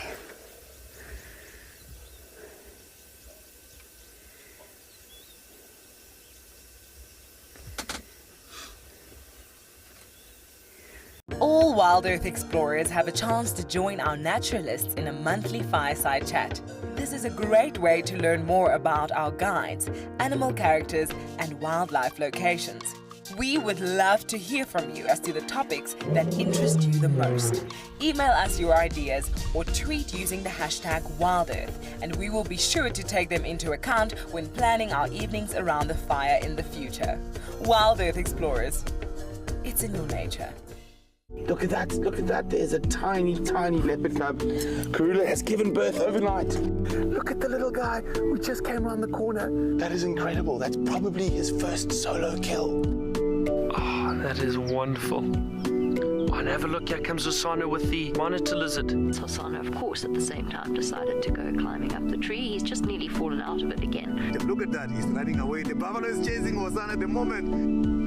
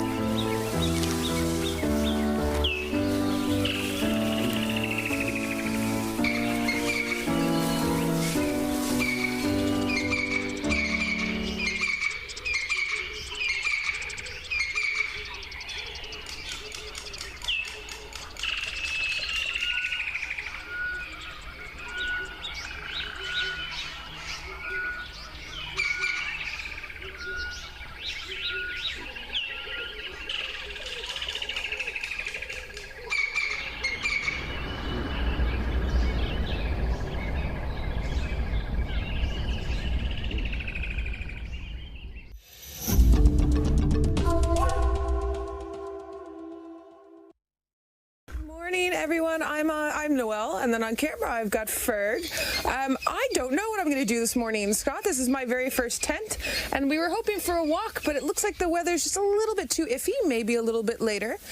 So I've got a couple of things that I wanted to show you. Yesterday, I was at my house, and I was sitting on my stoep, and I was checking out just the surroundings. I live on a little plot where it's nice bush, and all of a sudden my friend goes, "What's wrong with that squirrel? Did it fall in paint?"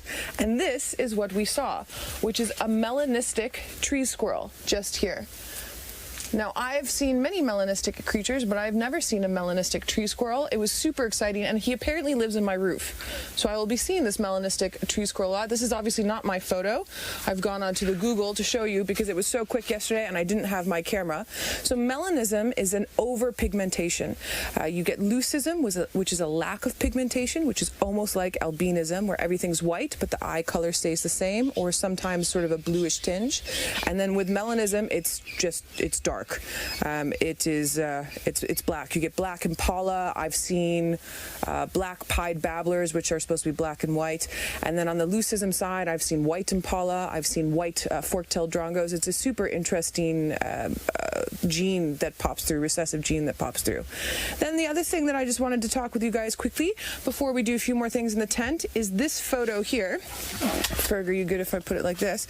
So I've been promising you a photo of a leopard that I took in 2013 on Gowrie, Maine, and I sent it through to a couple of the viewers, and they have definitely confirmed that this is Bahuti, one of the young males from Tundi from a while back, and I found this while rummaging through my my photos. Now I've got another one. There we go. Oops, that's a cheetah, not from here. There we go, sitting up in a marula tree. There near Twin Dams. Beautiful young male. He strutted around for us for quite a while. He's sitting there in a marula tree. Very nice. So now I haven't seen him since. I know many of you know the story of Bahuti, so if any of you want to send that through and we can answer that, hashtag Safari Live on Twitter or on YouTube chat, and then we can have a little discussion around him if you would like to, and you can give me maybe past stories, or maybe you've got past screenshots that you would like to share. I always love doing that with all of you. Alrighty. So I think while I am busy setting up my next little surprise for you, which will probably also be a surprise for me as well, let's head on up to Jamie, who's in the Masai Mara, who had the most beautiful sunrise and the cutest buffalo ever. So while Noelle sets up a surprise, I wonder what she has in store for you. I think we found it. I think. It's really far away and it's really hard to tell in this long grass, and especially with the light at the moment. The sun hasn't really risen, so it's very difficult for us to see. But I think we spotted it. And in fact, when I say we, it was actually Adrian who spotted it. I was looking at a slightly larger calf off to the right of it. So with a little bit of teamwork, I think we've found the new baby. At the moment, it could be a termite mound. It's definitely a buffalo, though. Definitely a buffalo. It's just hidden in the grass. I think that is our new baby. And I think that Mum is there. Oh, hey. Gently does it. Yeah. Which one's Mum now? That one. The one that's just come in, I think. The one on the left. No, maybe not. Baby's following the one on the right. I don't remember her being that large, but I was actually looking at the baby. That's definitely it, though. Could actually be a mother, an older adult daughter, and a calf. Oh, look, look, look, look. No, wait, hold on. Now I'm confused. Now there's two. Okay, the one on the right looks younger to me. Baby buffalo everywhere.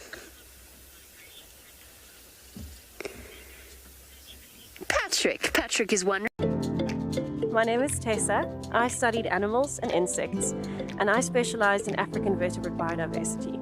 But first and foremost, I am a naturalist here at WildEarth. What inspired me to become a naturalist was a combination of a childhood love and passion for wildlife from our family holidays. It just became this amazing passion, and it ignited this fire that just would not go away. To me, the skills that a naturalist should have would be that passion, making sure that you know why you've got that passion and keeping it going no matter what. The determination to never give up, because it's not the easiest place to be, but I can tell you in my experience it's the best place to be with the biggest differences that you can make. If I could be any animal, I think I would be a leopard. To me, they're the perfect combination of elegance and power and determination and independence, and yet just so beautiful. Well, I think we've found 2 little buffalo. Shall we say that that's it? Oh, how exciting. I'm very happy to hear that Scott is going to get you some spots on camera. So we'll keep you entertained while we wait with a little baby elephant who is... I don't really know what it's doing. There's Mum. Running back to Mum. There's Mum. There you go. It's okay. Did you get a little bit separated there? Had a little minor panic? Stayed with an older sibling or an older cousin, perhaps, and then realized Mum actually hadn't followed. Look at its ears.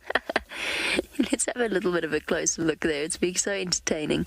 They're always so full of energy at this time of the morning, these little ones. Ears out, tails out, running, dashing backwards and forwards. Watched by the patient older elephants who have seen it all before.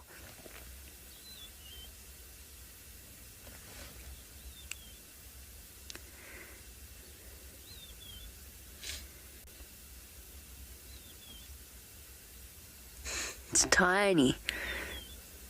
Still looks like it's under a year old, as though it might fit under Mum's belly. This is the area of the marsh breakaway pride, so hopefully we'll actually find them on our way through as we check this lugger. Catching up with the rest of the herd.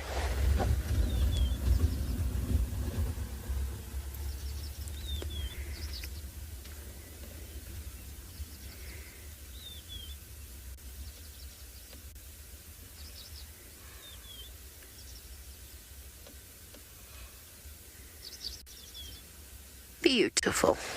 And we got our ostriches as well, who are off to the left. There we go. 3 males and a couple of females as well.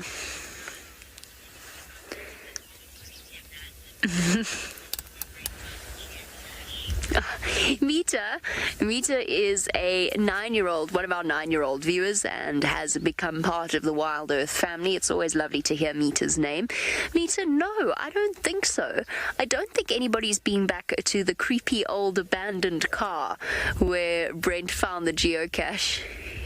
I'm now laughing, Mita. You've reminded me of Rebecca's pure unbridled disappointment that it was Brent who found the geocache after we'd been through Uganda looking for one in the Entebbe Botanical Gardens, and we didn't manage to find it.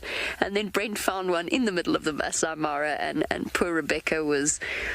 How would we describe it, Bex? Would we say you were slightly put out by that fact? I think possibly.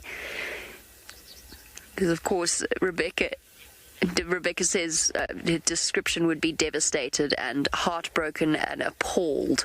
So there we go. Some truly dramatic reactions in response to Brent finding the old abandoned car with the geocache in it.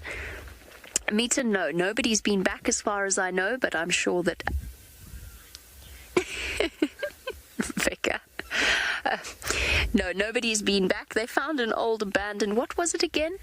Jeepers, I can't even remember. Was it a Volkswagen? I think it might have been. I now can't... You'd think you'd never forget something like that, but I can't remember. And they found it abandoned in the middle of the Mara. And they found a geocache in a box in the abandoned car. So no one's been back. I've been past it a few times and I've seen it from a distance, but I haven't gone to check up on it. And some warthog in the back as well. It was found by 2 people who were very, very excited about the find, but not terribly interested in the geocache that was within it. Poor Rebecca. I thought it was very exciting, and very entertaining, despite the fact that poor Brent was then pilloried from a great height by various people telling him he'd broken the rules of the geocaching rule thing, society. I don't know what you'd describe it as, but apparently he had done committed a serious faux pas by revealing its location.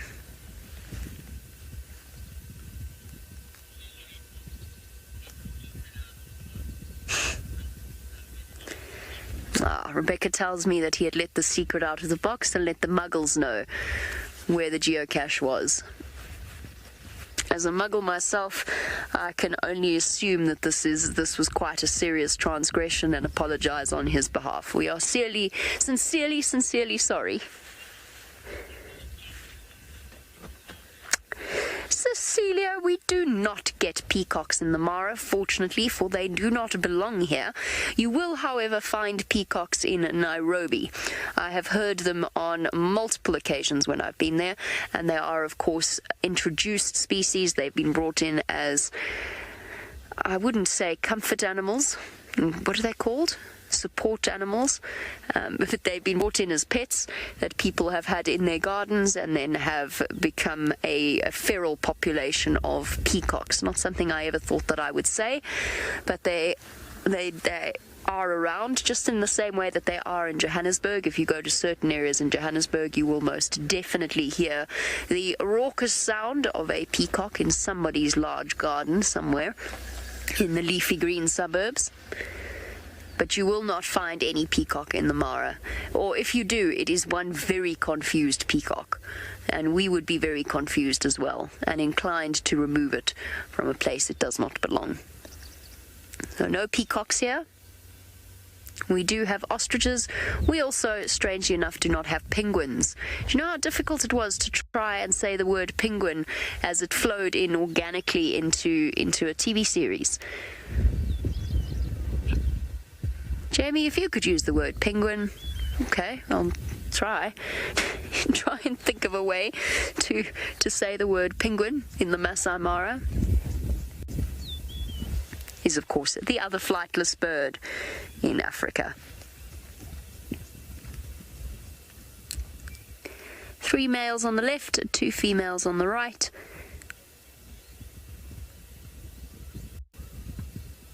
And a warthog.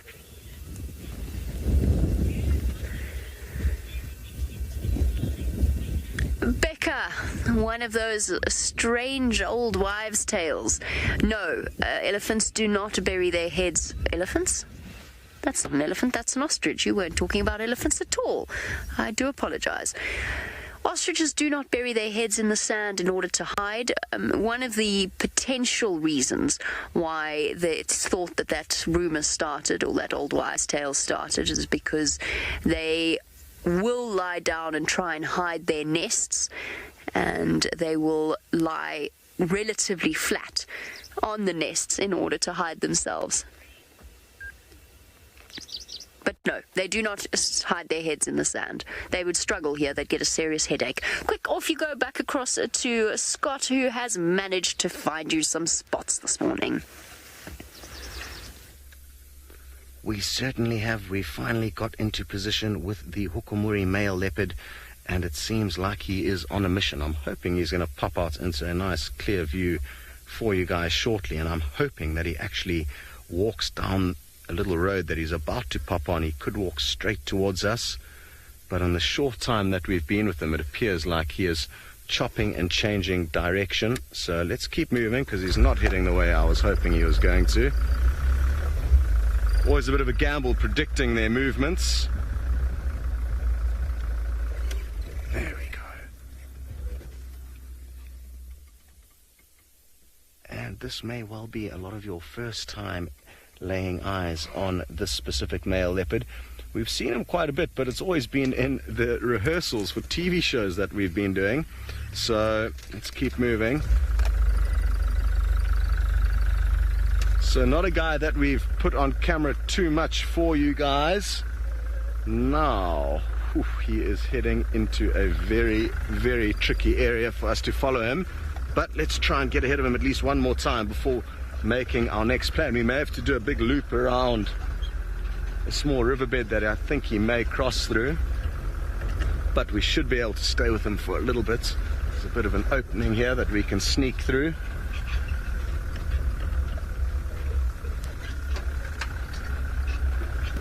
Okay, this is going to work well.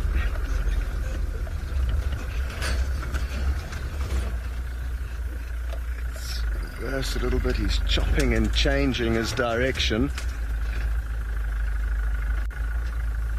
Quarrelina, you say, oh dear, he's here, and the reason that you're saying, oh dear, is that this male leopard can and will pose a threat to a female leopard called Tundi, and specifically her young cub. He is not the father of her cub, and he's recently started pushing into this area, putting pressure on the dominant male called Tingana, and he was also seen having a quarrel with one of the other dominant males to our north called Gijima. So this guy is a man on a mission, and sadly it is going to prove dangerous for any leopards that are not his own, and it's not uncommon for male leopards to kill cubs that they did not father, and that releases the mother of her responsibility of raising them, and therefore he can get his genes into the system. So it's normal behavior with leopards, but sadly not one that's easy for us to witness.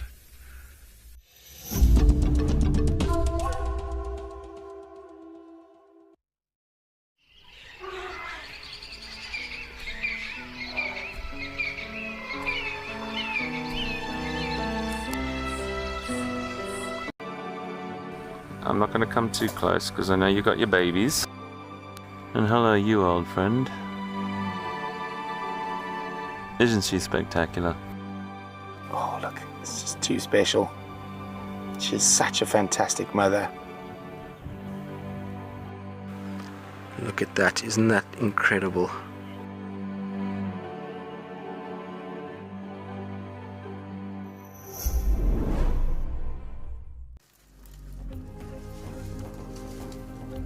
My heart rate has gone up slightly. In fact, it's gone up quite a lot. This elephant is now 2 meters from us. Okay, we might have to move here. No? Yes. Sorry, my friend, but you're about to push that onto the car. You see how cross he was that we didn't want to watch him push the tree over. That's why we moved.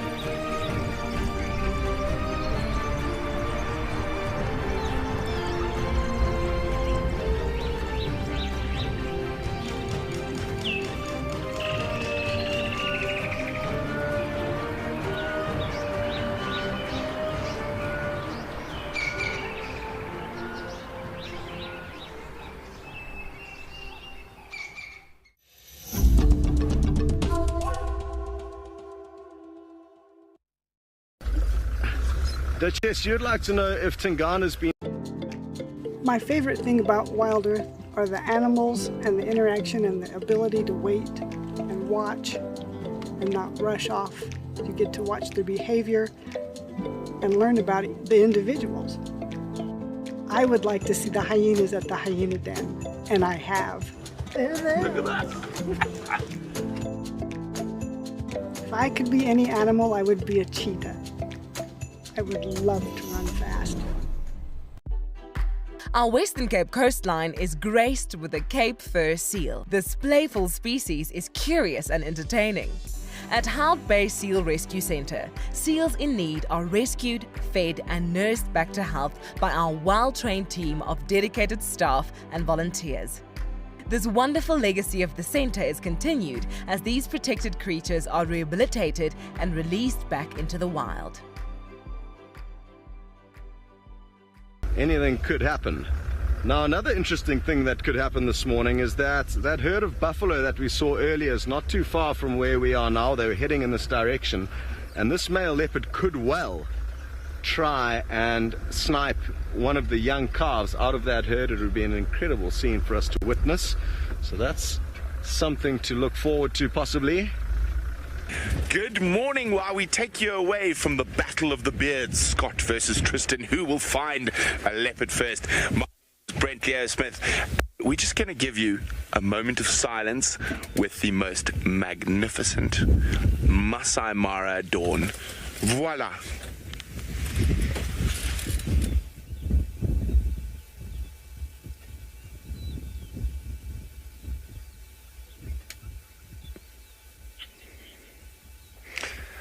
Isn't that magic? It's mornings like this that absolutely make me excited to be on Game Drive. It is so gorgeous this morning. It is just beautiful. Magic, magic, magic, magic. Now let's see what magic lies beneath us on the Mara floor. Look at that color. Look at that color. Oh, it even makes me look good, and that's difficult. Okay, carrying on. As I said, we've got the Battle of the Beards going on in Djuma. Scott versus Tristan. Who's going to find a leopard first? I wonder what we're going to find in the Mara. I'm just thrilled to be out. Remember, if you want to ask us any questions, hashtag Safari Live on Twitter or on whatever feed you might be watching. But this is 100% live, so we literally do not know who's going, what's going to happen next. So I've got a question for you all, and it's to do with the Battle of the Beards. Who is going to find a leopard first, Scott or Tristan? Hashtag Safari Live, hashtag Battle of the Beards. So we've got the Bearded Wonder Dyson, the Leopard Whisperer Dix, so it's going to be very interesting to see who can win. I, of course, am just going to float above both and see what wonders the Mara brings me. Now, Scott is correct. Gowrie Main is hell to track on. We've all had to do it over the years, and hopefully we get some nice fresh tracks there. And very interesting about the Hukamuri male. Also, actually, thinking about it, I think the only three... Oh, I'm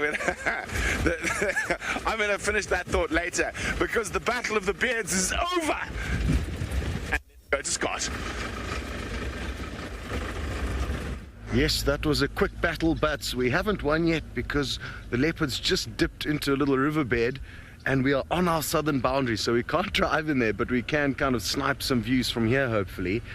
And I'm thinking that Tundi could be trying to hunt some of these guinea fowl, these birds that you can hear chirping away here. And she's kind of heading towards them, and she knows that this could provide her and her cub with a little snack. Oh. And you get a good idea that those guinea fowl just got a very, very big fright. Now, I didn't see her, but you could tell by the way they erupted there how they got definitely a view of that leopard, and I'm guessing it was quite close to them. So hopefully she's going to continue towards us and pop out and come on to Djuma. Where has she gone? Now the cub is here as well. We got a brief view of the cub, seeming very, very playful. It was jumping around in some bushes trying to play with mom, and then mom headed down into the riverbed before we just saw these guinea fowl erupt. And now they're continuing to alarm call at her. Oh, it's so frustrating knowing she's right here but not being able to see her. Bobby, you've mentioned how pretty these guinea fowl and their feathers are. They're wonderful birds. I think Senzo might be able to get a view of one while we wait for the leopards to poke their heads out. Oh, let me move the vehicle a little bit for you. You'll also notice, Bobby, they've got bright blue heads, and you can see quite a few spots on its feathers there. That is a very unimpressed guinea fowl. How cool seeing the way the animals respond to predators. Let me try and creep forward a little bit and see if we can't get any little gaps. And Bobby, you'll be glad to know there's many different types of guinea fowl that live in Africa. You get some up in northern Kenya called the vulturine guinea fowl. Those are probably my favorite with regards to their feathers and the colors and shapes and spots. Oh, we're gonna get a view from here. I doubt it. It is just so thick that we might need to just sit here and be patient and hope that she pops out a little bit later. But well done to Senzo, who initially spotted her. Senzo is an absolute wizard when it comes to spotting animals. And I'll definitely rate him as one of the best cameramen to have on the back when it comes to finding extra things to look at. So we all owe him a thank you for at least getting us into the right spot. And like I said, the game is not over yet. I thought we had beaten Tristan to it, even though we set on a much bigger gamble than he did this morning, because that male leopard should still be somewhere. Senzo spotted her again. You may just get a few. There we go, well done. You can just see the tail moving, and I guess this is a perfect example of just what I was talking about, Senzo's spotting skills. So, oh, there she's moving now. Well done. Now, sadly, it doesn't look like she was moving the way we wanted her to be moving. I'm just going to reverse a little bit to try and keep up with her, or at least get us some more views.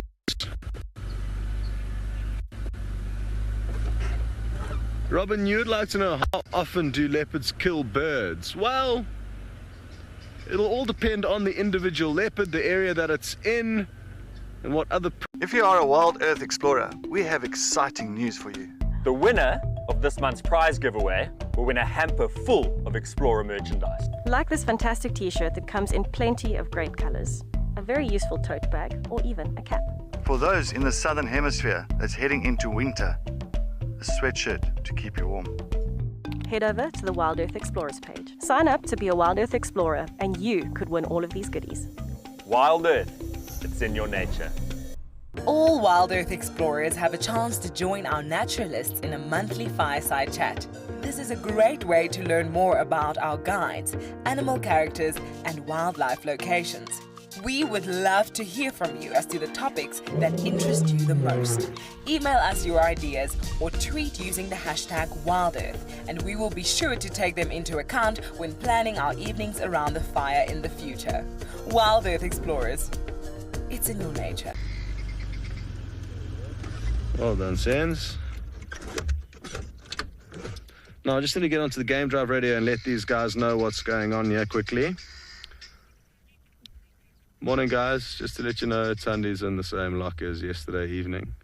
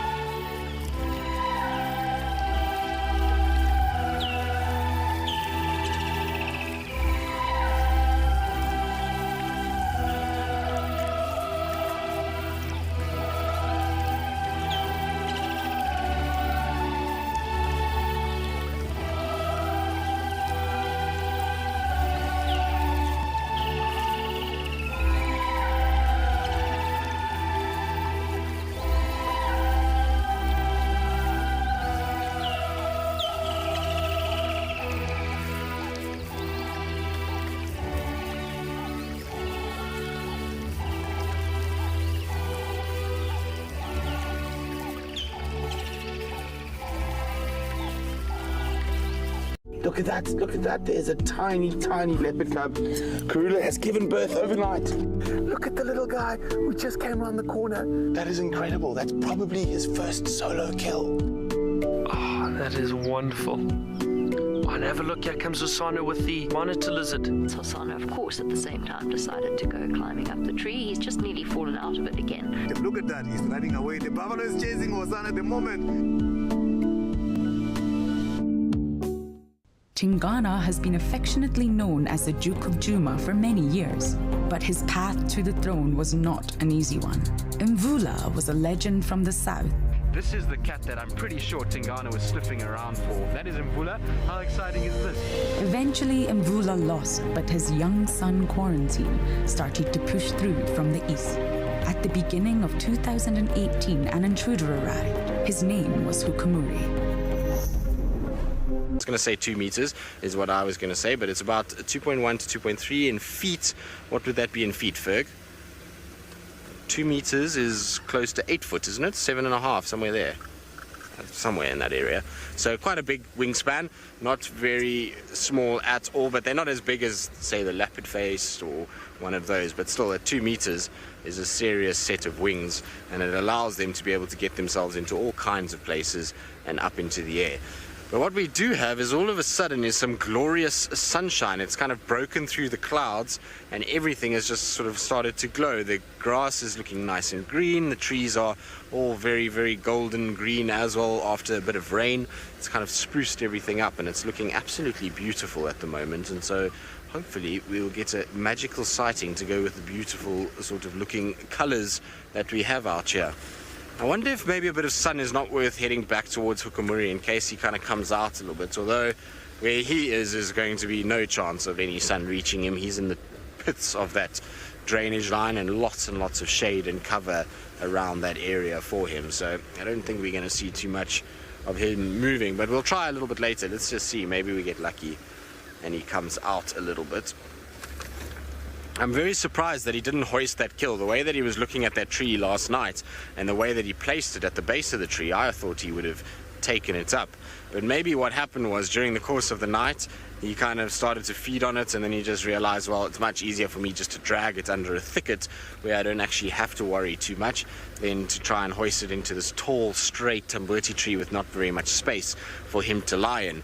You also might find that no hyenas came around, so he didn't really have to worry so much and decided, well, much easier for me just to kind of eat it on the ground than it is up in that tree, and that's why we had that situation. So I suppose clever male. I wonder how much he's actually eaten as well. By this, judging from the size of his belly, seems as though quite a bit must be the case. He must have had a fair amount during the night.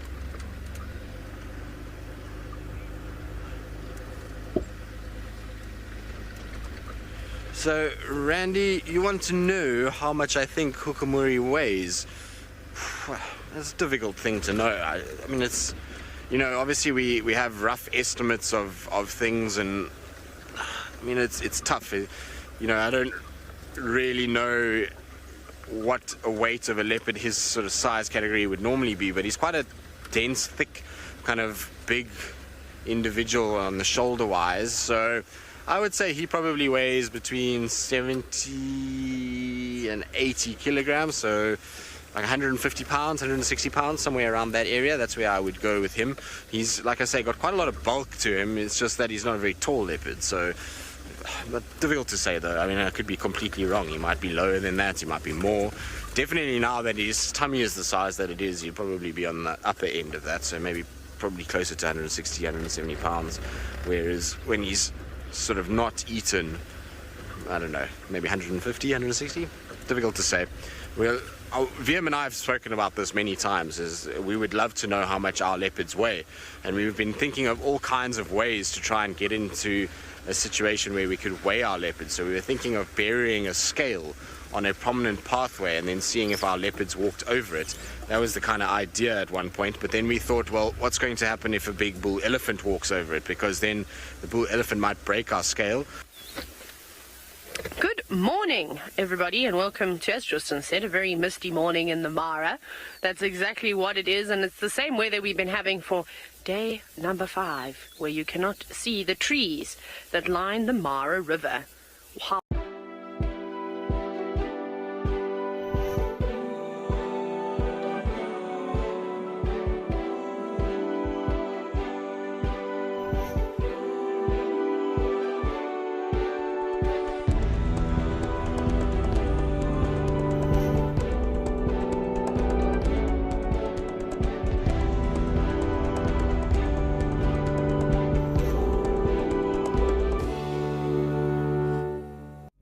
This morning we were driving and suddenly we heard a lot of commotion. I think the wild dogs might have caught an impala then, or the leopard might have caught the impala, and as it was dragging it, the wild dog saw it, started chasing the leopard up into the tree, and then the hyenas came to steal it.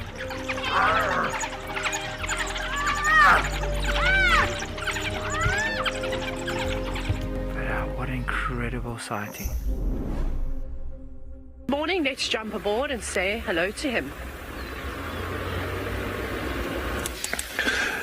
Good morning, everybody, and welcome aboard once again on the second half of the Kenyan Sunrise Safari. And as Taylor has said, it's a very misty morning, but the elephants still nice and relaxed. And you're watching Safari Live. My name is Ralph Kirsten, and on the camera we have Adrian. Hey Adrian, welcome aboard everybody. Please join us on the hashtag Safari Live on Twitter and on the YouTube live chat. We'd love for you to be involved and join us on the largest game drive in the world. Right, back to the elephants everybody, and that's what we came here for. So we have just entered into the plains as that one goes about its business. And this is the first group of animals that we've come across. Always nice to have some big elephants around you in the morning. A lovely view there of the Olololo escarpment in the background. And we're hearing all the bird chorus waking up. A lot of the Franklin and Guinea Fowl, spur fowl running in front of us on the road as we drive. And there's a few calling out as well, the little long claws and the pipits and the little grassland birds all around us. If Adrian can just go off to the side here.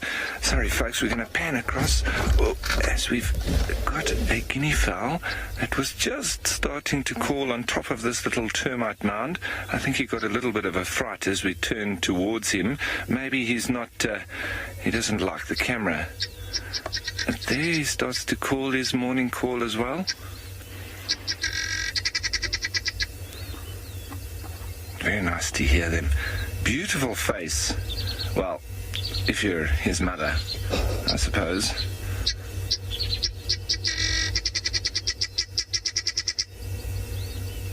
Yes, everybody saying good morning, hey? Even the guinea fowl. And off he goes through the grass. It looks like he's after somebody there.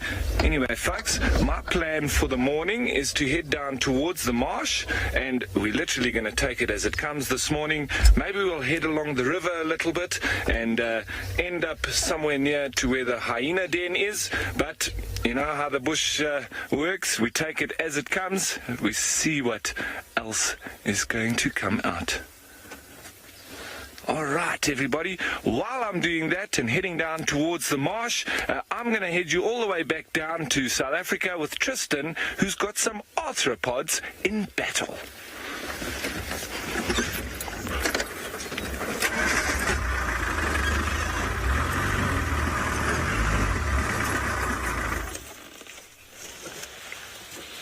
And you're back with us, folks. We've managed to find the little prince once again. He just crossed the drainage line, not far from where we lost him. And he's sitting there cleaning himself.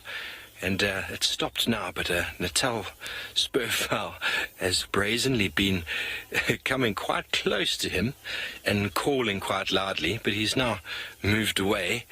But typical of what happens with predators, what they do when they're spotted sometimes by something, they'll just pretend that they don't care, and they'll clean themselves. Sometimes they'll just sleep, or they'll just walk. There he's up again. Ribbon is the matriarch and has recently been seen with injuries to her body. Corky was the previous matriarch and is believed to be taking back her status. Intima was born to Ribbon in February 2017 and also enjoys a high ranking. Hart is the next rank down, and June is believed to be the lowest rank, easily recognizable by a floppy left ear. 3 brothers named the Avoca males arrived in Juma in 2018. This area had recently been vacated by the Birmingham boys. In 2019, they were seen mating with females from both prides and went on to sire cubs with them. The most recognizable lion in this coalition is Darkmane. Aside from the dark mane that gave him his name, he can be recognized by a distinctive limp. In our wonderful vehicle, we're going to go back to Tristan, who has some of those small little critters for you. So we're going to navigate, find him for you, hopefully again, and we'll be back with you shortly.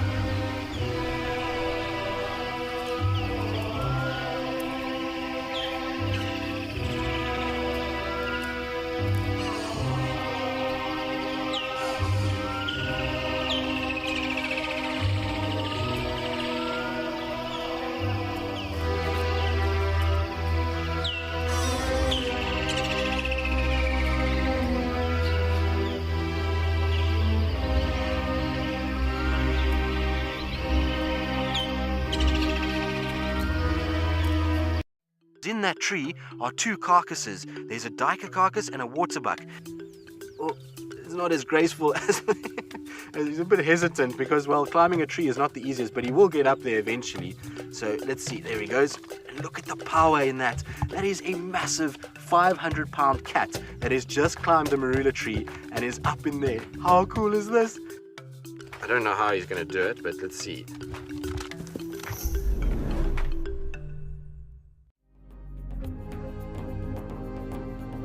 See, the hyenas are far more tolerant of vultures than a lion or leopard would be.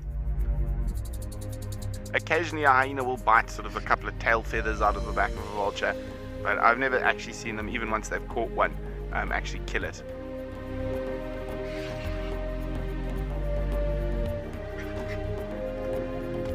Oh, there we go, nearly got him. Right, so there's every chance that they may kick off and look to hunt, but you know how it goes. We can really feel that they're going to hunt, and then they don't, and sometimes we think they won't, and then they do. So it's a little bit of guesswork a lot of the time, but we always just need to see if they're hungry. That is generally the real driving force for them to be active. So, and there is every chance now that we could see some excitement, but for now we just enjoy their gregarious behavior, social interaction, and sometimes them plopping down and going to sleep. But with youngsters around, there's always fun and games. Maybe there'll be a little bit of tackling and wrestling going on. So they are starting to move a little bit off into the grass, and wonderful to see that how easily they disappear. Even being relatively close to us, they are within 50 meters, and so it does show how well camouflaged they are and how nicely they blend in with their surroundings. You sometimes only just see that little black tufts on the ends of their ears, and that's what alerts us to the lions. A little bit of a flick of a tail maybe, and very often also just the moving of a leg while they're lying upside down fast asleep alerts us to their presence in the grass. So those are the little clues that we're normally looking for as we're driving through, searching for little clues and signs of any predators or anything special that we can stop and watch. But these lionesses are very strong and full of muscles and very cat-like. Stretch that. Typical, almost stretching the entire body. So from there, she could launch into full flight. And it's always amazing how they do that, stretching the entire body within 5 seconds. I wish I could do that. Very yoga-like. Now, speaking of stretching and waking up, I do have a story to tell you, just a very quick one. I was very tired yesterday afternoon, and the reason behind that was in the morning, I normally get up at about 5 o'clock when my alarm goes off, at exactly 5 o'clock when my alarm goes off, and yesterday these smartphones, I think, are getting a little bit too smart for themselves, because my alarm went off, and so I assumed it was 5 o'clock, and I got up and I went and had my shower and had my breakfast and went down to the vehicles and started getting ready for my game drive. And as I looked at my smartphone, which indicated it was nearly 6 o'clock, I was getting rather irritated that it seemed everybody else was late. But I then glanced over at my watch, and it showed that it was 3 o'clock in the morning. So my smartphone had woken me up at 2 o'clock in the morning, and I was ready for game drive by 3. So by the afternoon, I was rather tired, folks, and everybody thought it was hilarious. Hyena and hippo walking side by side, terror etched on the expression of little hippo.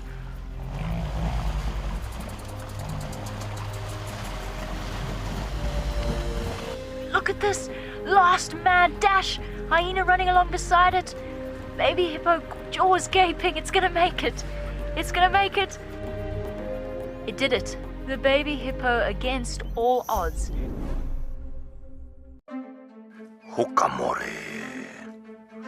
Oh, here's an impressive looking male leopard. Look at that neck on him. He just looks ready for a fight. This is only the 3rd time that we are seeing him that is known as the Hukamuri male, and he certainly has a lot of character and atmosphere. This is gorgeous. Hukamuri having a drink at one of the little seasonal pans. Isn't he absolutely gorgeous? Compact, powerful, focused. I love it.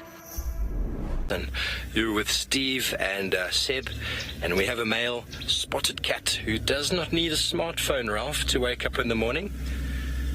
He has his own alarm clock. It is the birds, and I'm not sure if you can hear it, but in the background we can hear the green-backed Cameroptera, that very metallic sort of sound. He's up and mobile again.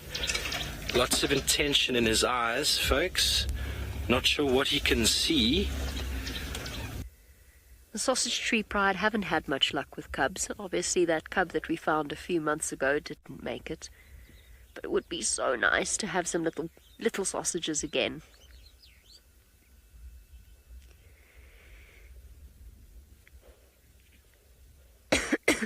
Now, John Michael, you want to know if any animals will catch diseases from all the flies. It's unlikely that they will catch a disease from the flies.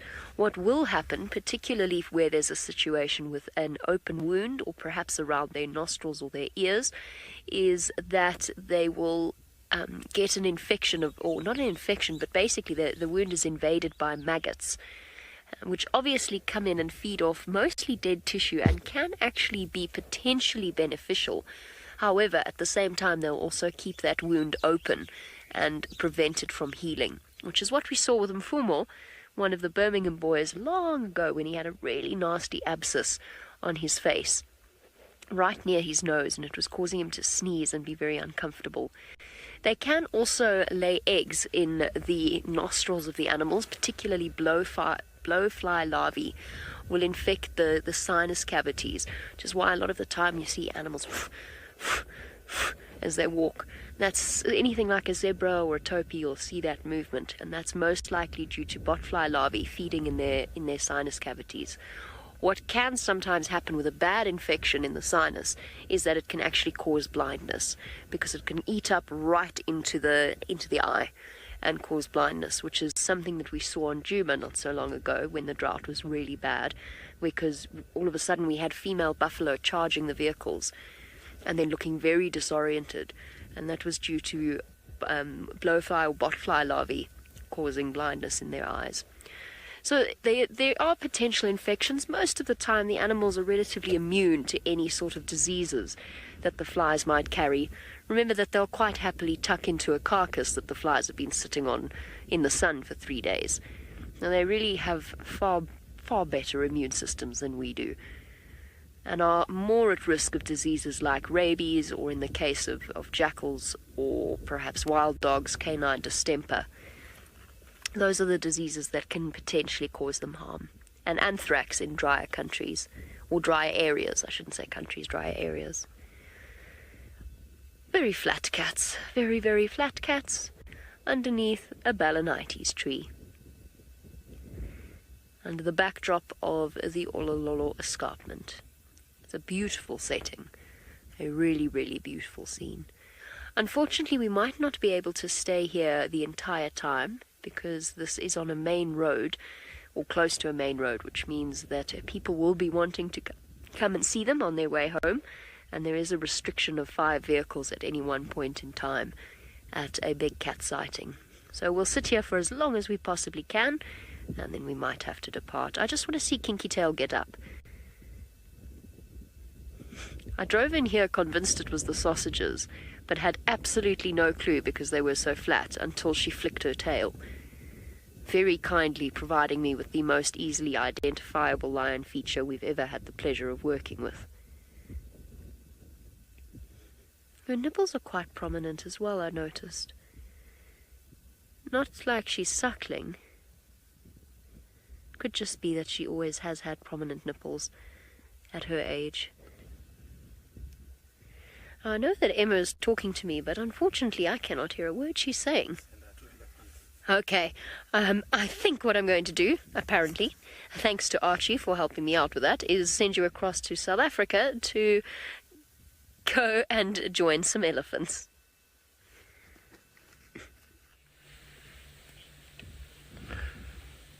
Look at the majestic animal, the elephant.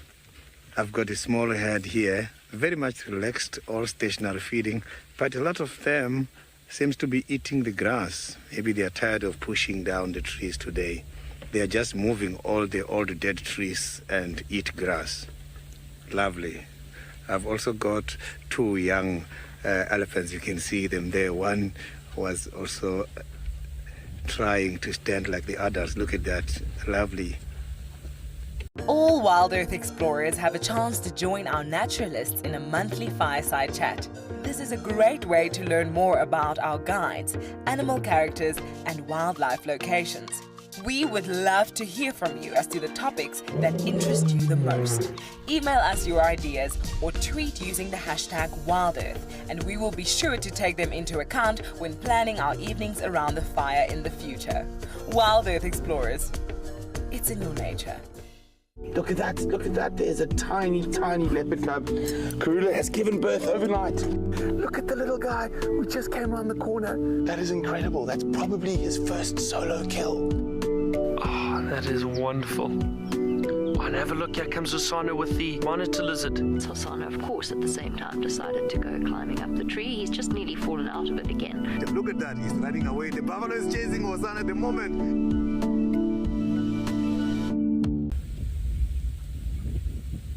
Not too sure if maybe that one is trying to get the information about our presence as the wind is on their favor at the moment. So look at the babies now playing there right on the road. Lovely. You can see that these babies, they are more or less the same age. You can see their height. These are cute babies. Imagine these kind of babies are born after a gestation period of about 22 months. That is why elephants, when they've got babies, they can be very much aggressive and they can be potentially dangerous.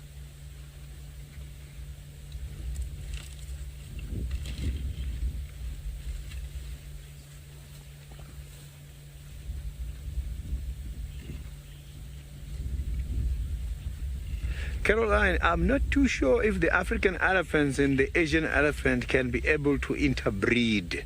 I haven't seen the Asian elephant, I've just seen them on TV. I haven't seen them together with the African elephants. Look, now I've got a visitor coming to greet me. A very good afternoon to the largest land mammal. You can see elephants are peaceful animals. They're just passing very much close, not doing anything. All they need is respect. Elephants can only be dangerous when the bull is on mast, when the babies are still young, when they're still very new, and when they've got injuries. But normally, elephants are peaceful animals. Look at that. You can see those two are also still pushing each other.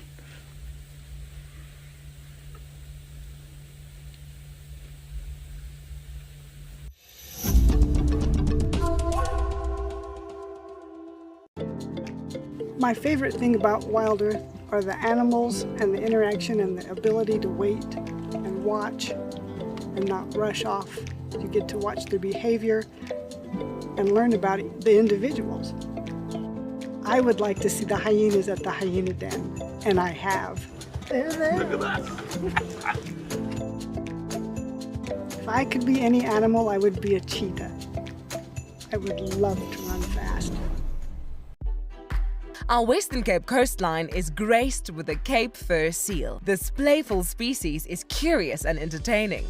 At Hart Bay Seal Rescue Center, seals in need are rescued, fed and nursed back to health by our well-trained team of dedicated staff and volunteers.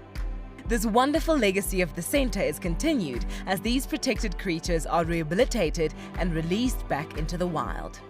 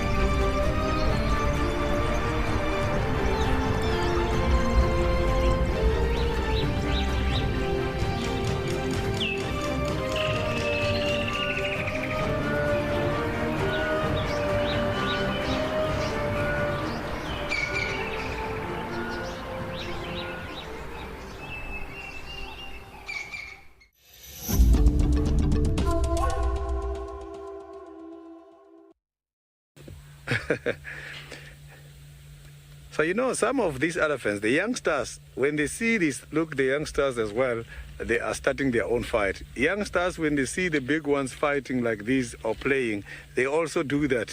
And that is how they learn how to use their tusks, and it's how they learn how to fight. So play is one of the very much important tool in order to get the youngsters to learn how to adapt when it comes to these kind of fighting activities.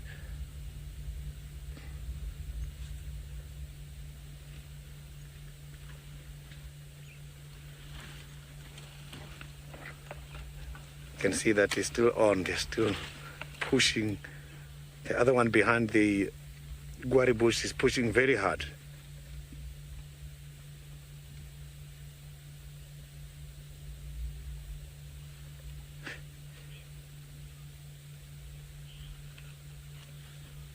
Tom, that is true. This is a showdown, and some of these animals, they get serious injuries from these tusks. So the tusks, some of them are very much sharp, and some, they even break some of their tusks because they lock and break when they're pushing. So that's why you will find some of the elephant only with one tusk, but still very young.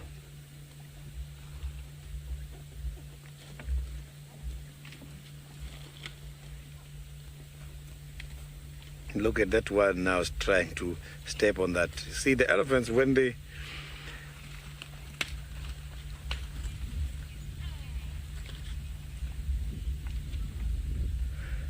bark, yes, they fight when it's serious. Not all the time the matriarch got to intervene. If there is an oldest male in a group, is the one who must have to come and give them instructions. He will then come and give them orders. If he's not there, the matriarch will radio him. He will see, the matriarch will do something like...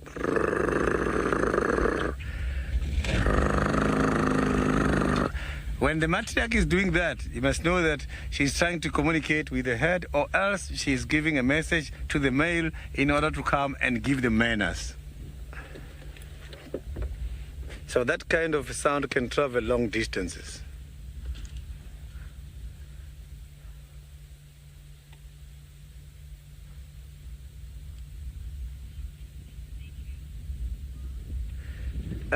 The matriarch, unfortunately, this side where I am, I cannot see because I'm only left with few. It seems like the rest of the head is already towards the eastern side. And remember, matriarch is the one responsible for decision making. The orientation and navigation, it is her responsibility. So it means the matriarch must be now much more in front, leading the head. These other ones are just now left behind. Look at that.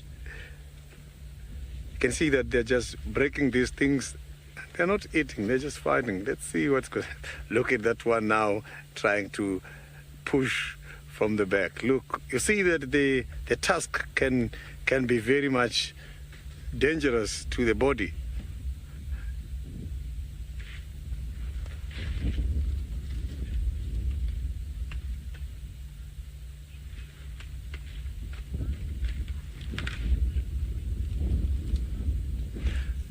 Francis, the eyes are very much far. If you can check these tusks, they aim each other. They don't mostly aim high, and the other one also aim at the tusks. It's very much rare to find the elephants injured from this kind of activities.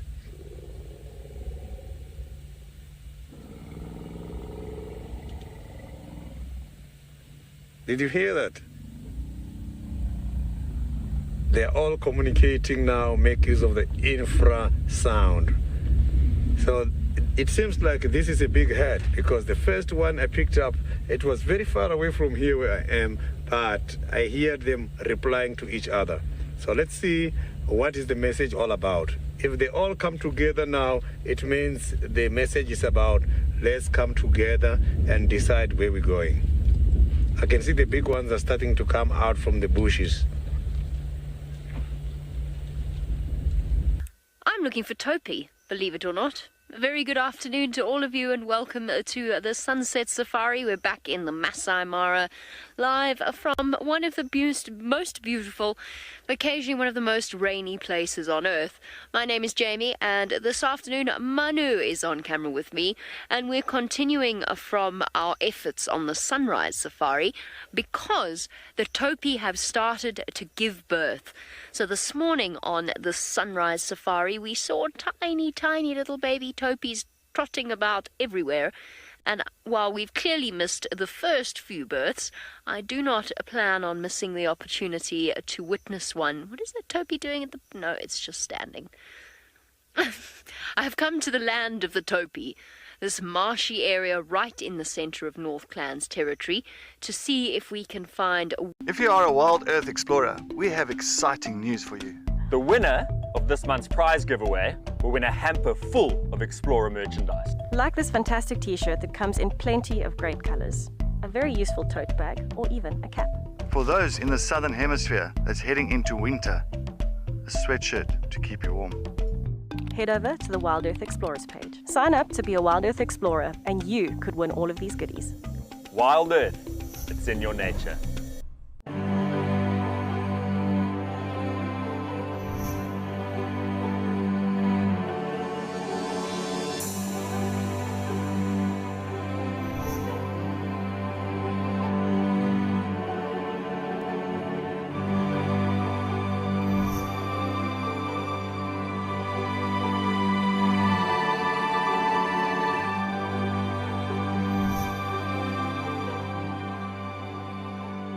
To Waffles' den, which Manu says because of course Manu went on leave just before the end of the Gauntlet series, or no, at the end?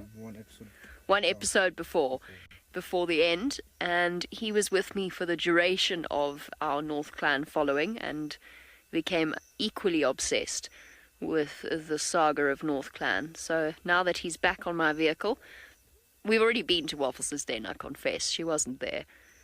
So we've come to look for topi instead. Okay, there's some topi around here. I'm hoping I can get onto this road. There's a road that runs this way towards the baby topi.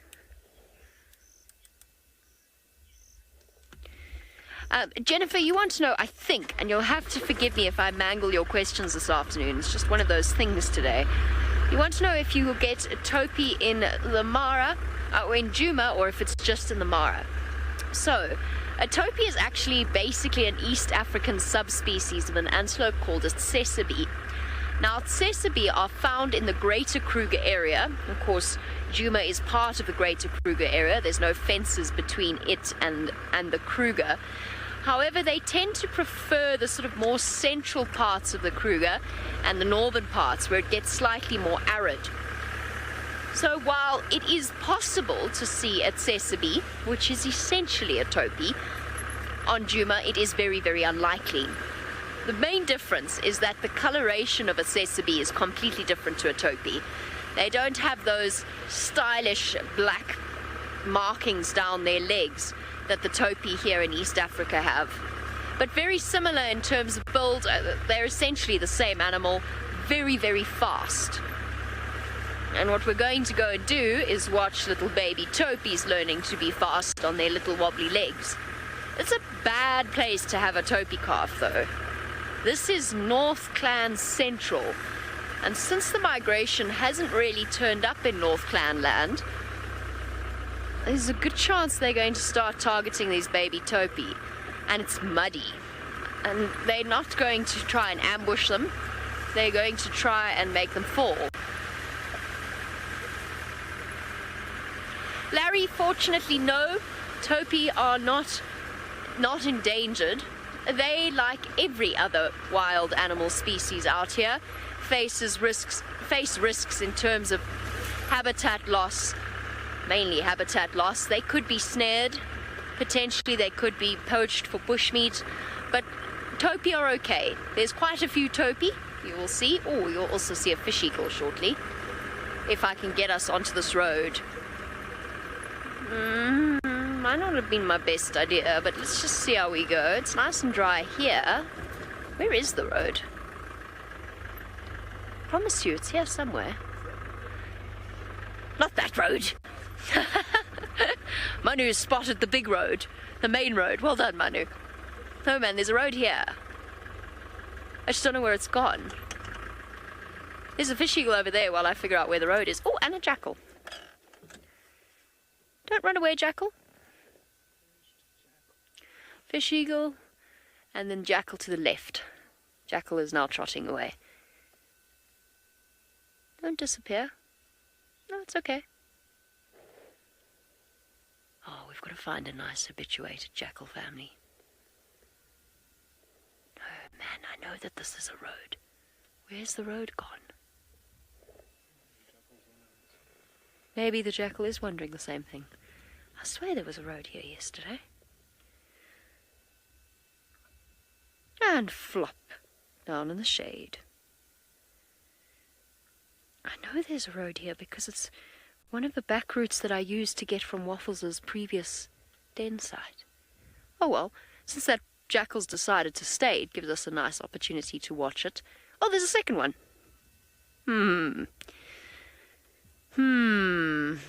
This is now the third time I've seen this jackal pair hanging out exactly in this spot. I wonder, could it be not just the topi that are having the babies? That would be very nice indeed.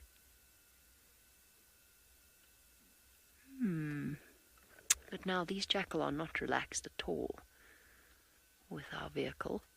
We'd have to proceed with great care to check around this area.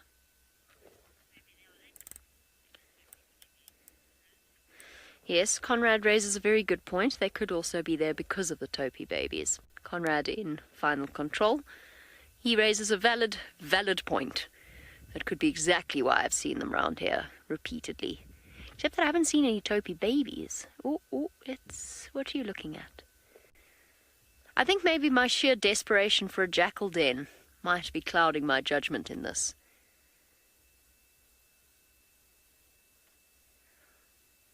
Oof.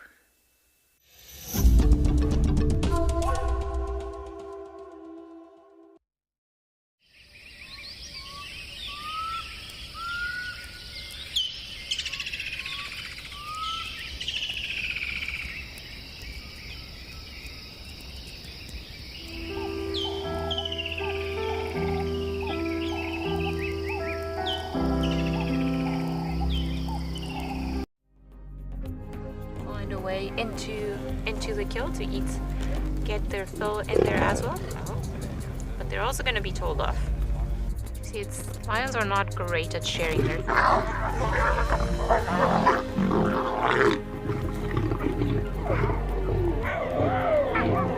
Okay, guys. Let me just taking frustration out on the other lion, but you see, it was interesting.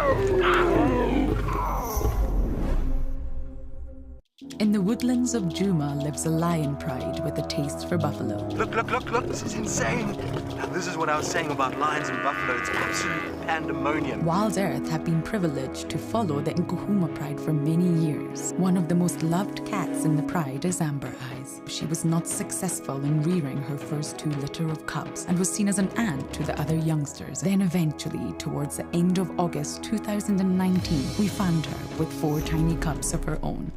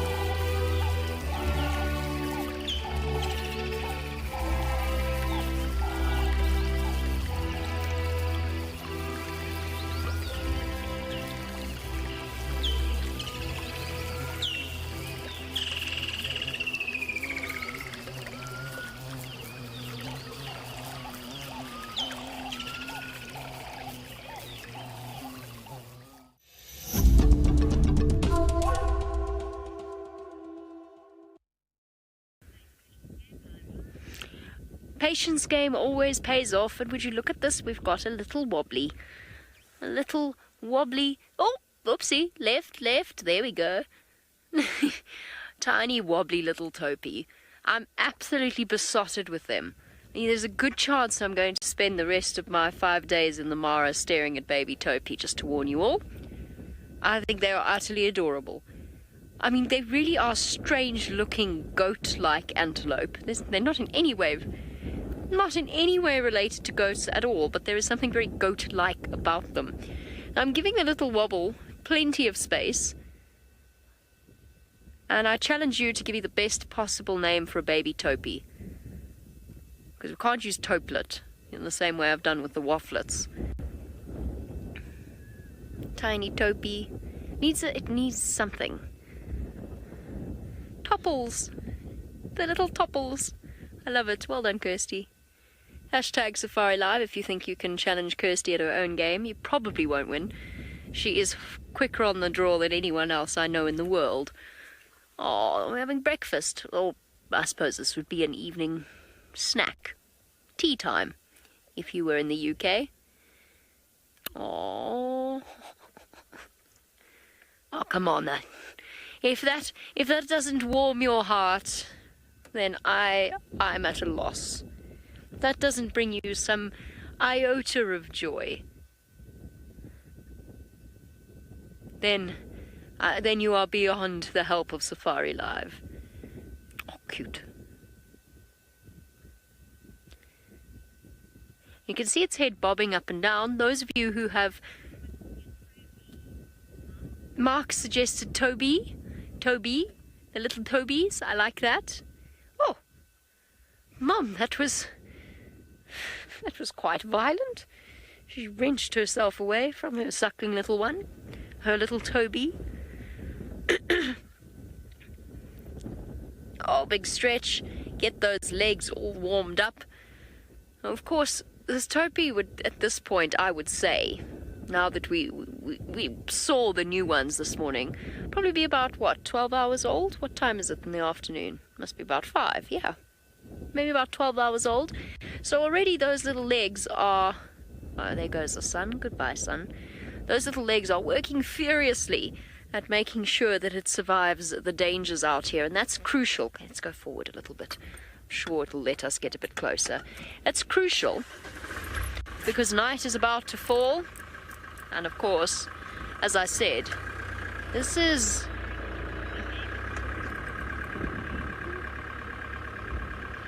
Just to confirm, Kirst, who said they want to name it Warren? Larry said he wants to name it Warren. Warren as in like Warren. Did I hear that correctly? All WildEarth explorers have a chance to join our naturalists in a monthly Fireside Chat. This is a great way to learn more about our guides, animal characters, and wildlife locations. We would love to hear from you as to the topics that interest you the most. Email us your ideas or tweet using the hashtag WildEarth, and we will be sure to take them into account when planning our evenings around the fire in the future. WildEarth explorers, it's in your nature. Look at that, there's a tiny leopard cub. Karula has given birth overnight. Look at the little guy, we just came around the corner. That is incredible, that's probably his first solo kill. Oh, that is wonderful. Oh, and have a look, here comes Osana with the monitor lizard. Osana, of course, at the same time decided to go climbing up the tree. He's just nearly fallen out of it again. Look at that, he's running away. The buffalo is chasing Osana at the moment. Favorite thing about newborn babies, or of the antelope persuasion, of the sort of precocial baby mammals, they go through these silly 5 minutes where it serves a purpose because it strengthens their legs, but they just all of a sudden start hopping and jumping all over the place. Baby rhino do it too. They dance all over the show and then fall asleep. And then they get up and they run around and they hop about for 5 minutes and then they go to sleep. I love it. Well done, James. Bravo, especially in the heat that they are experiencing. It has now gone from hot to cold in the Mara in the space of 5 minutes. The fish eagle is not too concerned. He's just landed on the edge of one of the, we would term them drainage lines in South Africa. Really, they're properly termed luggers here in Kenya. And essentially, it's a creek, to describe it for our newer viewers. He's landed on the edge, or she has landed on the edge of a creek that has been filled up with the rain that has come through recently. Now, this particular creek, oh, nice, Manu. Pity about that tree. You could have done something about that, surely. Obviously. or perhaps not. Wait, we'll follow it now because the little baby Topi is now fast asleep. I wish you could have seen what the male was doing. It was hilarious. The male Topi. He walked up to her. Oh, I hope there's no one behind me. I didn't even check. No. He walked up to her and started doing a full display with his high walk. And then he was slamming his head into the ground to show just how big and strong he is. And naturally, she's not interested in mating right now. She gave birth roughly 12 hours ago. So he really has got his wires crossed there. It's obviously because of the pregnancy hormones, the fact that she smells interesting to him. He's just misinterpreted the smell. We'll go back to the baby Topies, never fear.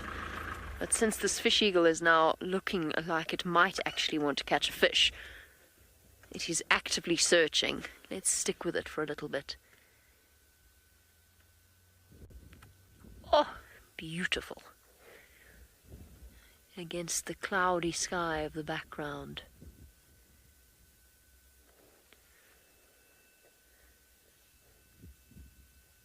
Manu, is it with you when we had this fish eagle? Jessica, you say gorgeous thing. It is gorgeous. Absolutely stunning. Very nice, Manu. They are beautiful. Manu and myself were here not so long ago when it caught a monitor lizard. Okay, we're going this way. Let's go this way. Actually, probably a better idea because... Mila. Probably a better idea because Manu will have a greater range of motion if we turn around. And the Topies will go and sleep, so we'll come back to them in a bit. Oh, what I'm worried about is it's going to start raining and we're going to watch North Clan come running in to take out the baby Topies. I have a feeling tonight if it rains, that is exactly what's going to happen. All part and parcel of the way of the world. This is where all the male Topi live, I've discovered from my careful scrutinizing this morning. The male Topi live this side and the females have all gone that side. Oopsie. Oh, subtle. Mila's brakes moving in subtly there. I've been trying to stop without them. Okay, off we go this way then. There's a big pool up ahead where I think that fish eagle is aiming. Oh, whoopsie. Whoopsie. Misjudged that completely. Better hope you're more accurate when you go for the fish, buddy. Alright, speaking of hunting animals, our fish eagle is on the hunt, and there's a distinct possibility that the lions might be joining in shortly. Well, welcome back. We're still sitting with these lions, and they have not moved a muscle. And the wildebeest are getting closer and closer.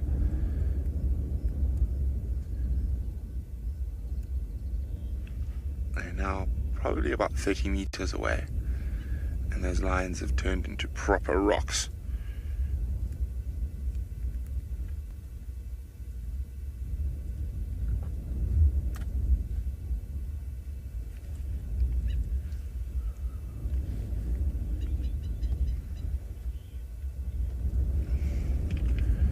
Scott is asking, does the lioness on the termite mound think she's well hidden?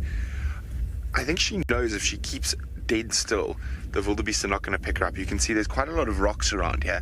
So if they don't move till the last moment, I think the wildebeest will think that they're a rock. Now, the one to the right there started sort of moving slightly, getting almost into a slightly better position. But I say those wildebeest have to be a lot closer before she's going to launch.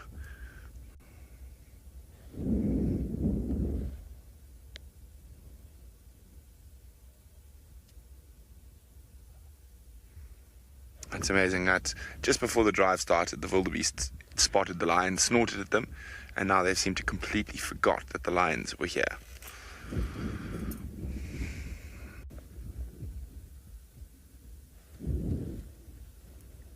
There's a relatively strong breeze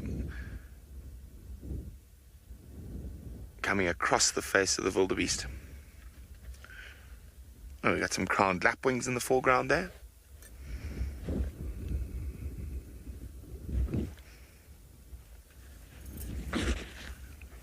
And we don't want to move the car or move at all at the moment, because those wildies are getting so close.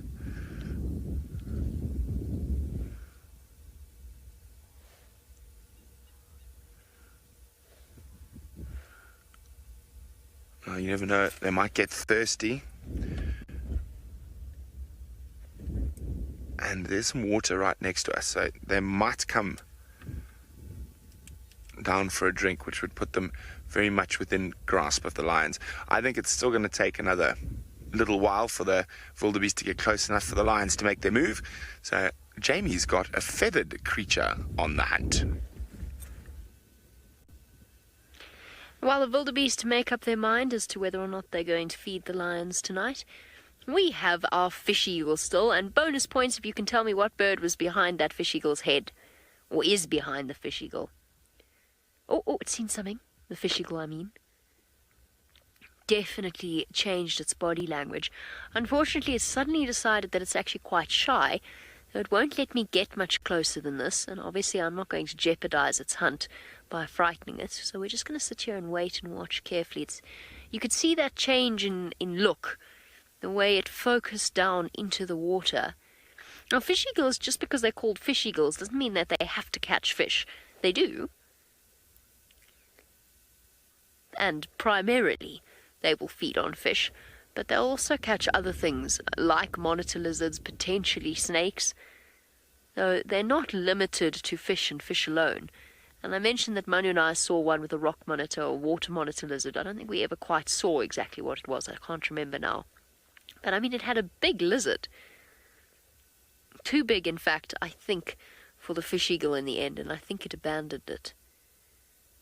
Whatever attracted this fish eagle's attention, it's obviously decided it wasn't worth it. It's still looking. Birds, of course, have eyesight that would put out. My name is Tessa. I studied animals and insects, and I specialized in African vertebrate biodiversity. But first and foremost, I am a naturalist here at WildEarth. What inspired me to become a naturalist was a combination of a childhood love and passion for wildlife from our family holidays. It just became this amazing passion, and it ignited this fire that just would not go away. To me, the skills that a naturalist should have would be that passion, making sure that you know why you've got that passion and keeping it going no matter what. The determination to never give up, because it's not the easiest place to be, but I can tell you in my experience it's the best place to be, with the biggest differences that you can make. If I could be any animal, I think I would be a leopard. To me, they're the perfect combination of elegance and power and determination and independence, and yet just so beautiful.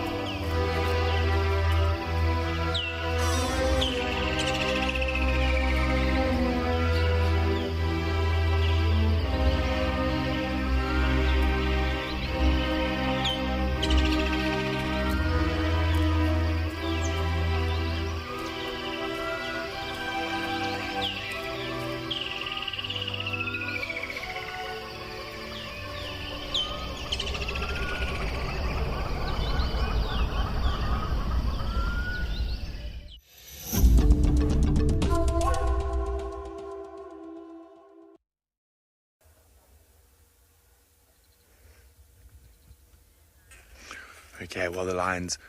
Oh, I think they might have just been spotted. Female moving on the top, trying to get down the termite mound. Oh, no, maybe not. Or maybe they've been spotted by a few others. Behind them to the left a little. There's been movement picked up. I said that top of that termite mound was not a good spot to be waiting. You can see that single wildebeest there has got the stare on.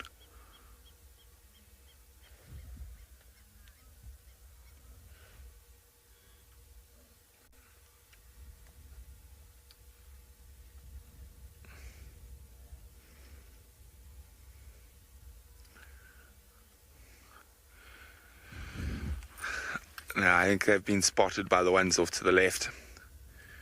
But you never know what happens.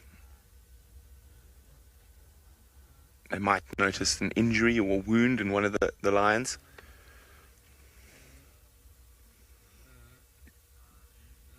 And they're starting to walk.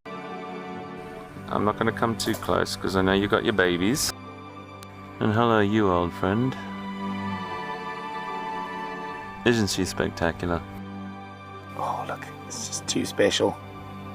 She's such a fantastic mother. Look at that, isn't that incredible?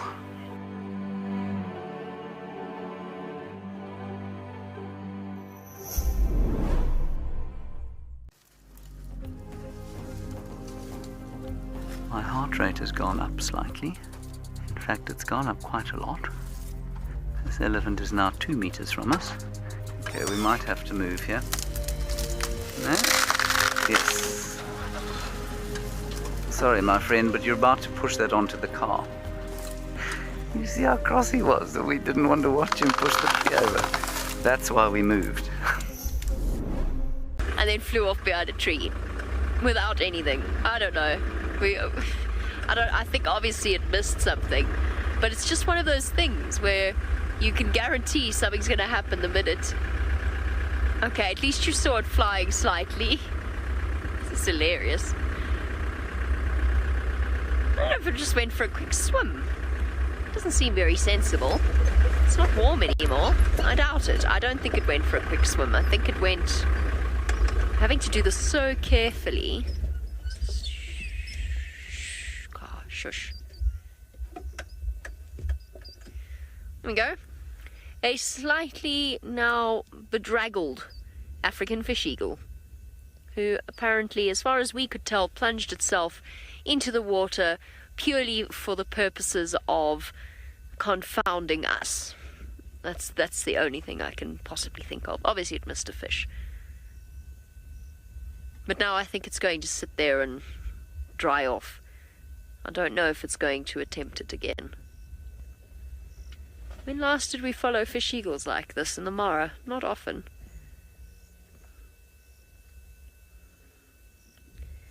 Immediately settling in for some grooming. That is something that birds will never, ever, ever neglect. Or preening would be a better way of saying that.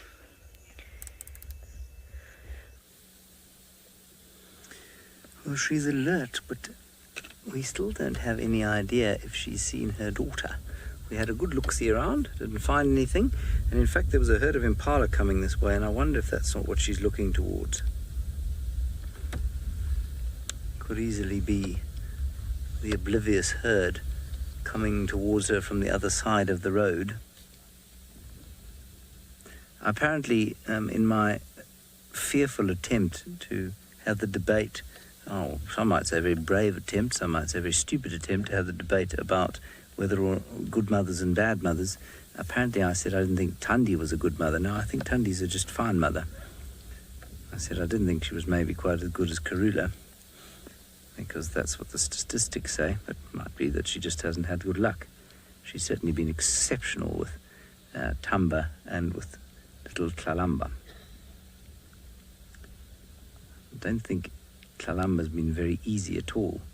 I always got the impression that Tamba, who was her cub before this, she lost one cub from that litter. We're not sure how, but I always thought little Tamba, it looked like he was much more a mummy's boy to start with before he went independent, of his own accord. My favorite thing about WildEarth are the animals and the interaction and the ability to wait and watch and not rush off. You get to watch their behavior and learn about the individuals. I would like to see the hyenas at the hyena den, and I have. Look at that. If I could be any animal, I would be a cheetah. I would love to run fast. Our Western Cape coastline is graced with the Cape fur seal. This playful species is curious and entertaining. At Hart Bay Seal Rescue Centre, seals in need are rescued, fed and nursed back to health by our well-trained team of dedicated staff and volunteers. This wonderful legacy of the centre is continued as these protected creatures are rehabilitated and released back into the wild. It had been grazed flat during the winter, and it's obviously a source of fairly good nutrition around here.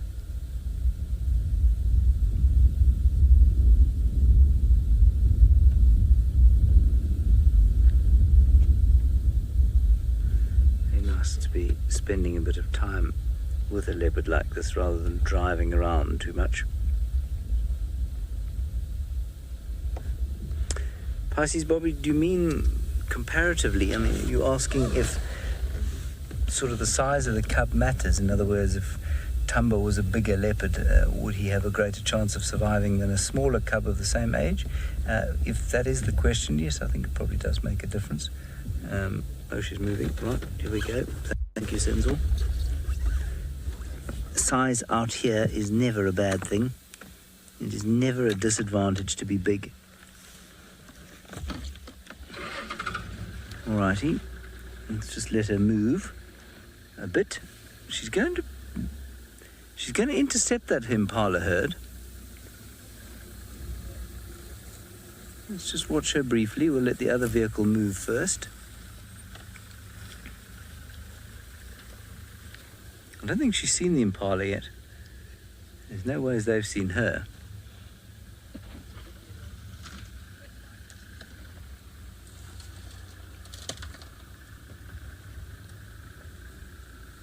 If we can, it's best just to let one vehicle move at a time.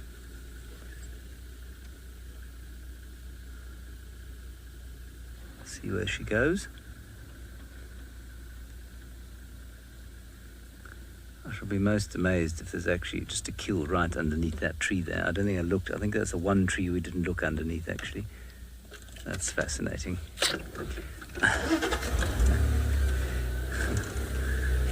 I wonder if there isn't a piece of meat stashed under there. That'll be hilarious.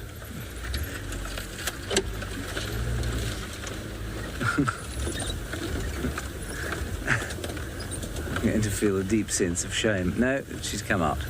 It's okay.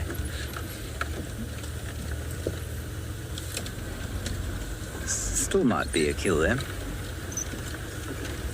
All right, Brenti's lions seem to be on the hunt, so let's go back across to them, up in the Masai Mara, and I'll hopefully catch up with Kalamba very soon indeed.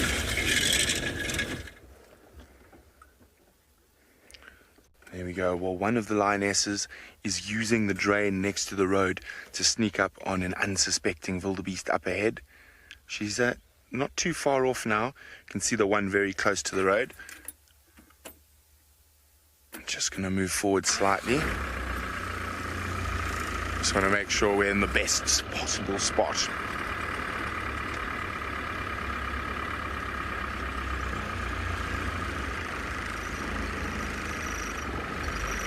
See, this is getting very, very exciting now. They all look relatively hungry. So I'm just going to keep quiet now, and we're going to have our friends on social media join us.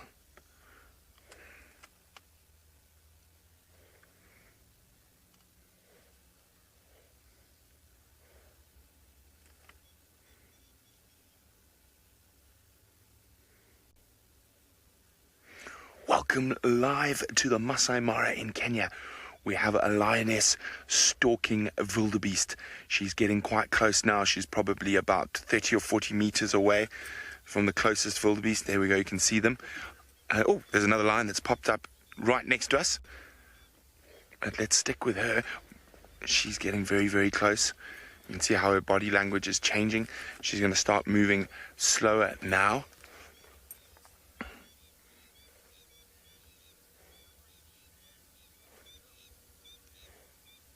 Look at that, she's creeping.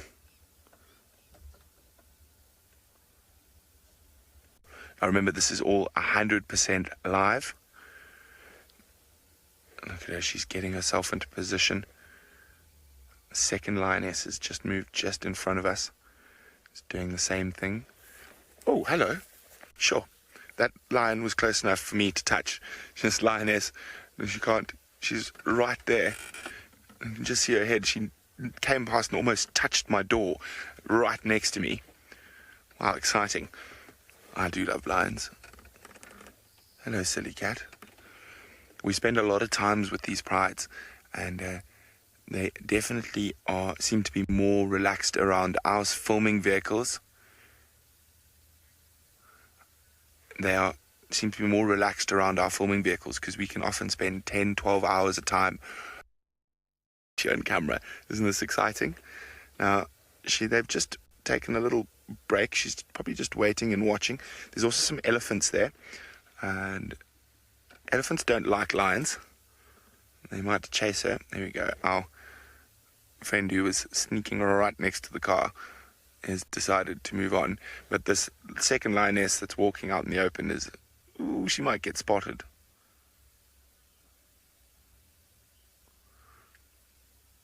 Holly says, this is awesome. Indeed it is, Holly. So what are you doing? You have definitely been spotted now, but the lead lioness, the one that's closest to the wildebeest, has not been spotted yet.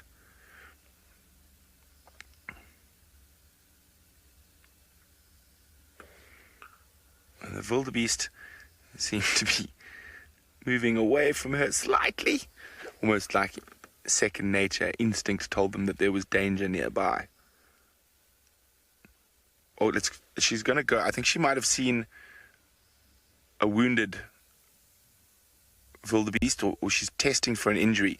Sometimes during the migration, they will do that because there's just so much around that there might just be one who's got a little limp or is just not quite as fit or fast, or could be old.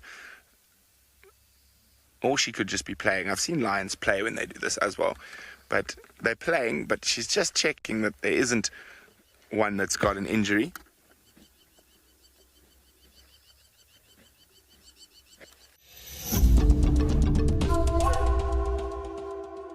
If you are a WildEarth explorer, we have exciting news for you. The winner of this month's prize giveaway will win a hamper full of Explorer merchandise. Like this fantastic t-shirt that comes in plenty of great colors, a very useful tote bag, or even a cap. For those in the southern hemisphere that's heading into winter, a sweatshirt to keep you warm. Head over to the WildEarth Explorers page. Sign up to be a WildEarth Explorer and you could win all of these goodies. WildEarth, it's in your nature. All WildEarth explorers have a chance to join our naturalists in a monthly Fireside Chat. This is a great way to learn more about our guides, animal characters, and wildlife locations. We would love to hear from you as to the topics that interest you the most. Email us your ideas or tweet using the hashtag WildEarth, and we will be sure to take them into account when planning our evenings around the fire in the future. WildEarth explorers, it's in your name.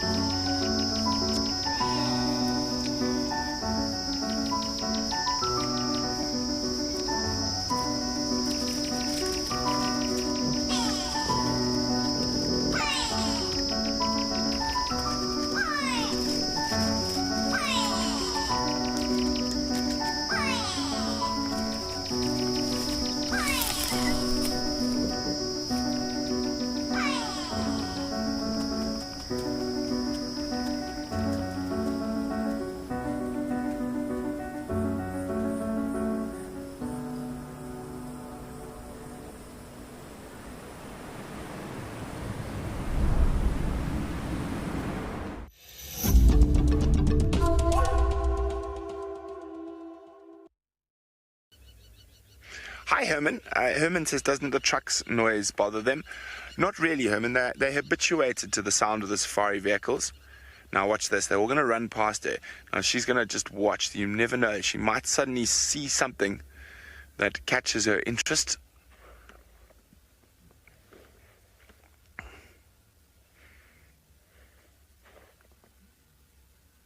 Well, the other ones that are behind me, you might hear just now, are contact calling. So trying to find the rest of the pride.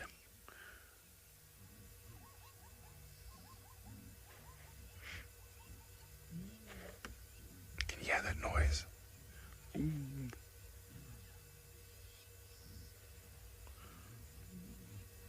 Ooh.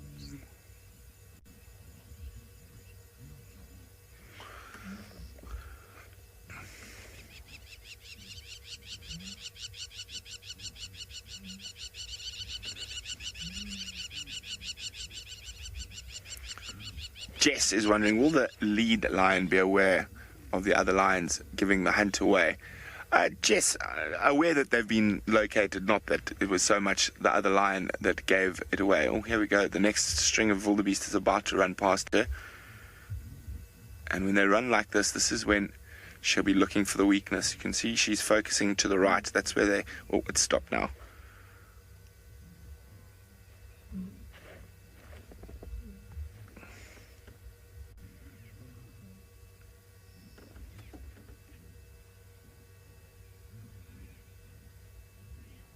Hi, Graham. There we go. See, she just pushed them a little bit, got them to run, and she's looking for any sign of weakness. Now, I'm trying to see that one. She's seen something, obviously, that's got piqued her interest. She's still going in.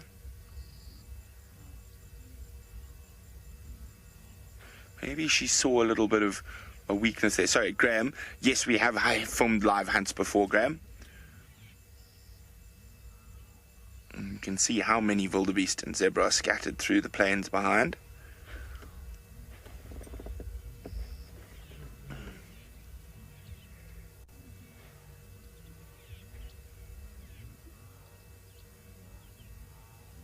She's just searching. And one little mistake, a wildebeest trips or zebra falls into a hole.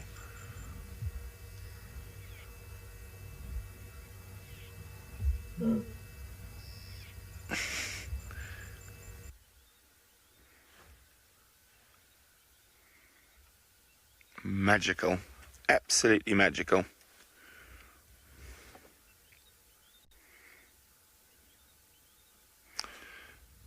So we're definitely in the right spot at the moment. They haven't moved too far from where we found them. The lions, that is. We're back down to 2. I can hear the third lioness somewhere over there, but we can't see her.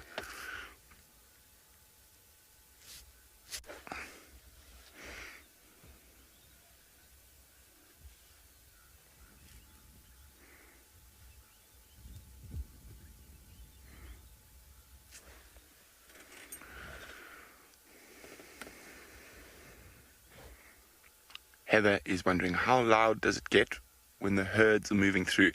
Very loud. Even when they're not moving, Heather, you just, that constant... There's so many different noises. Plus you add the zebras in. But when they do run properly, and I mean big numbers run, it's sort of like a roar, like a flooding river.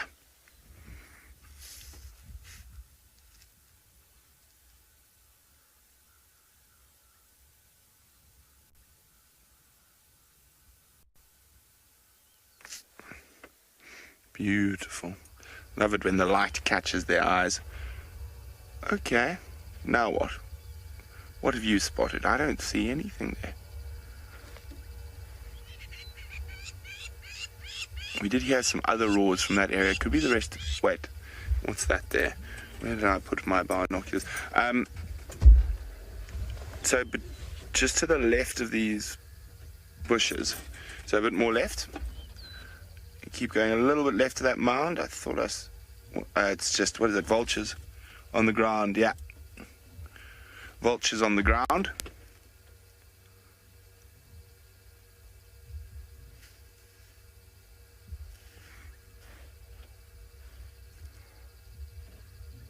No, they were there earlier, so I don't think there's much in form of meat there, because the vultures weren't feeding, they were just sitting around. Okay, well, now we've got decisions to make, so I'm going to try to decide, are we going to follow her or are we going to stick with the lioness? Oh, who's next to us? While we do that, let's send you back to the North Clan. We've also got decisions to make, because Manu, with his phenomenally sharp eyes and camera technique, has spotted other hyenas. But, well, I say other hyenas, one other hyena. I'm trying to decide what to do. My gut feel is that sitting with Slothbear is the best way to find Waffles, because he's going to go searching for company. He is not used to this lonely existence. He was the youngest of, what was it? It was 10. There was 10 of those little bundles running around the den not so long ago. He always had company. Now, all of a sudden, the big cubs get to go and play with Mum and follow her around, and he doesn't really get to do that. Not quite ready, not quite there. Not quite brave enough. Nor should he be, he's not ready.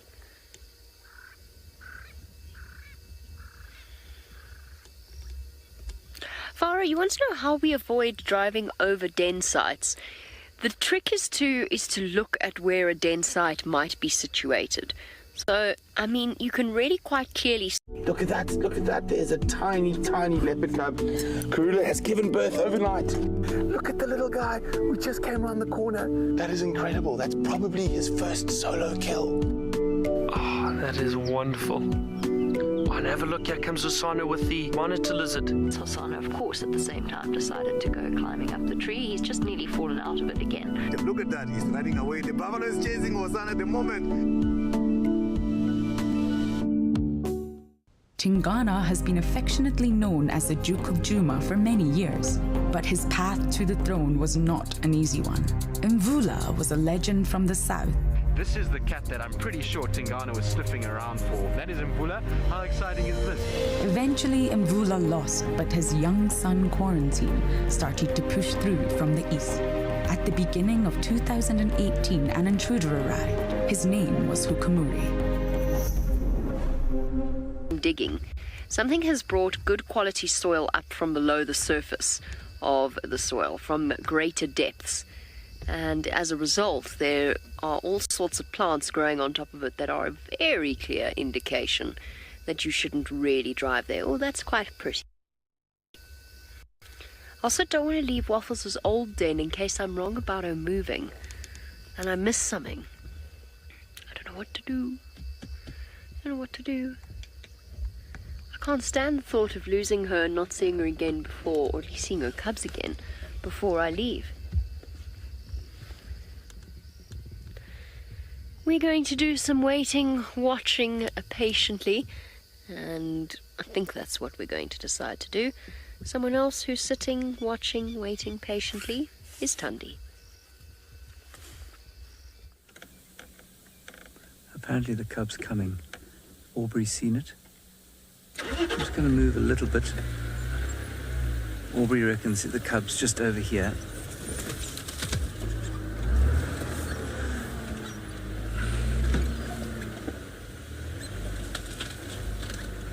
She doesn't know, but Aubrey's seen it.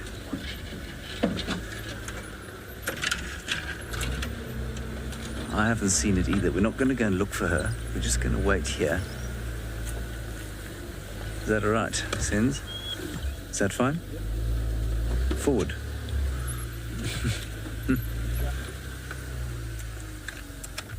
Michelle, you say Yahoo. Well, Yahoo indeed. See if she calls. I mean the little one.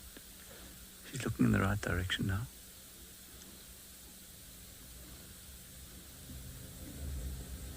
I say Aubrey's seen it. He was pointing towards it. Pointing towards another termite mound. Let me just train me binoculars there.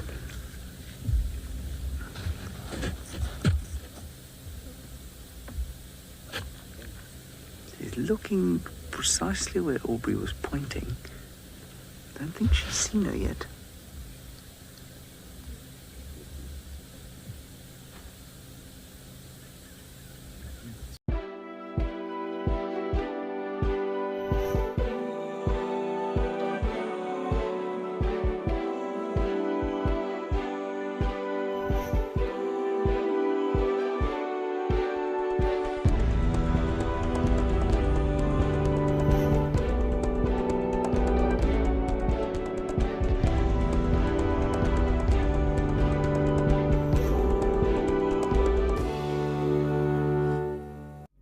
This morning we were driving and suddenly we heard a lot of commotion. I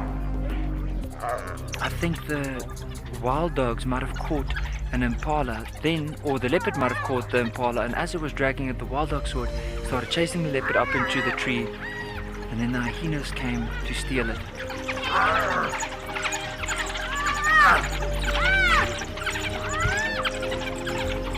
But what an incredible sighting.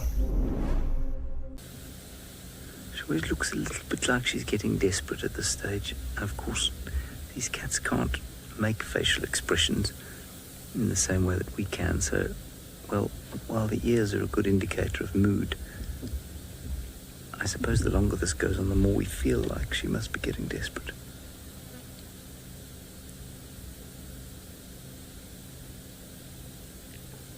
I hope I haven't given everyone false hope, but Aubrey was pointing into the bush behind his car. Sindor, you said you saw some movement there.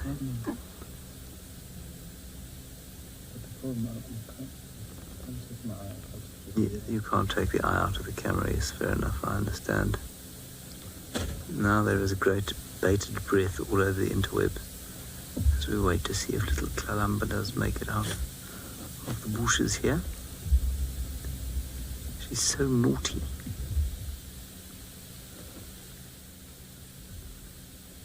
Such a naughty kitty.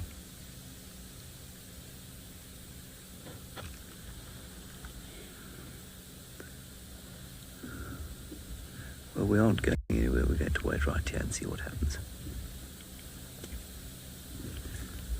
I'm trying to think. Oh, did I see some?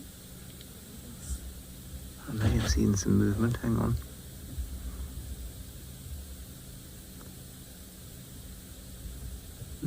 I can hear something moving.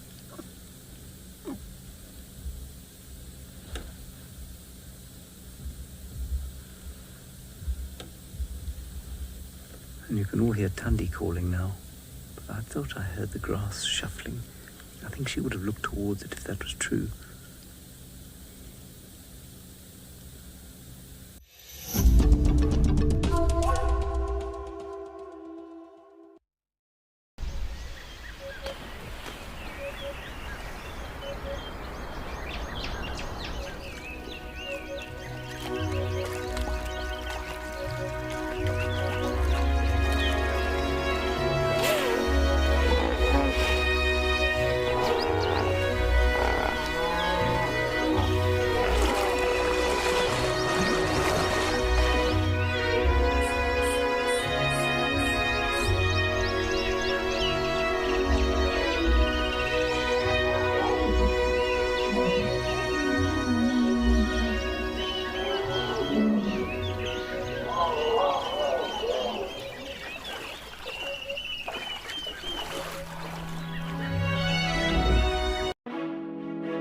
Ribbon is the matriarch and has recently been seen with injuries to her body. Corky was the previous matriarch and is believed to be taking back her status. Intima was born to Ribbon in February 2017 and also enjoys a high ranking.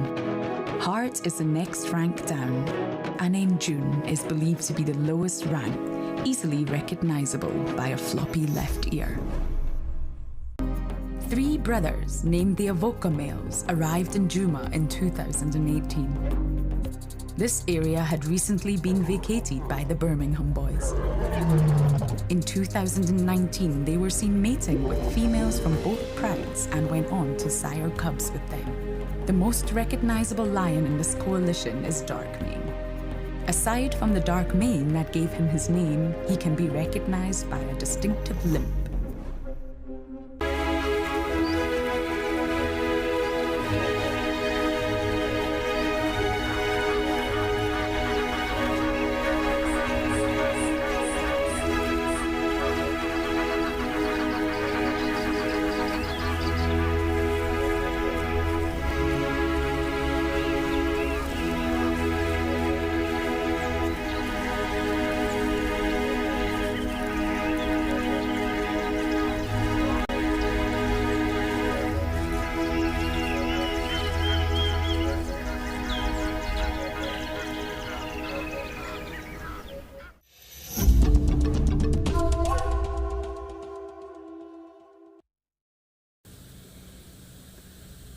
A lot of people will tell you that animals are unpredictable. That is not the case, I don't believe. I believe that 90% of the time, if you understand their perspective, which is generally look after kids, look after my food, don't get in my way, and don't corner me, they're pretty predictable. And so I think the same must go for their parenting.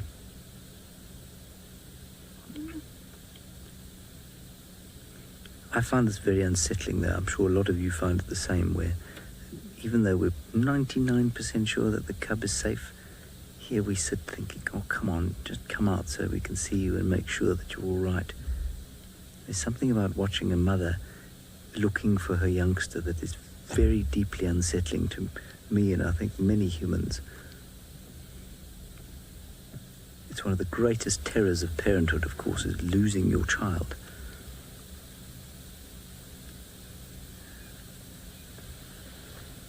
And I suppose I'm anthropomorphizing slightly, but well, we're all mammals, aren't we?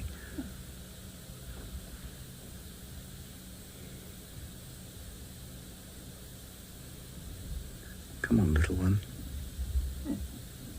Just getting a little bit louder now.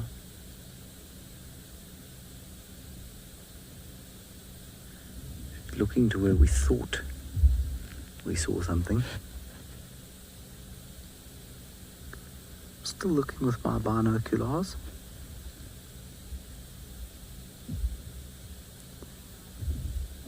Haven't seen any movement. Sensor says he did see some movement, but he's not gonna. You want to look? Next to the green tree in front, eh?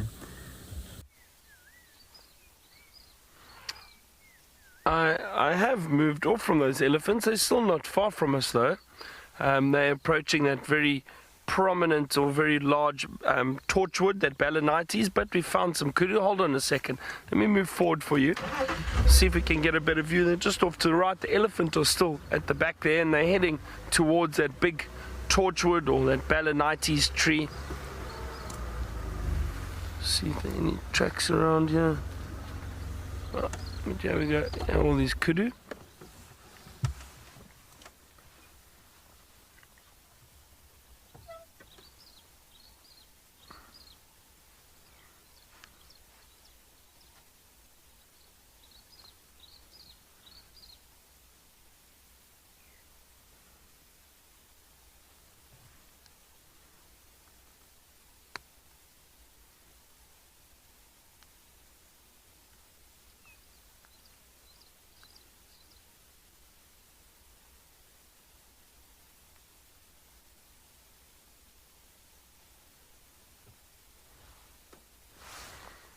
Always nice to see these beautiful grey antelope, the white stripes, just the females here. I don't see a male with them at the moment.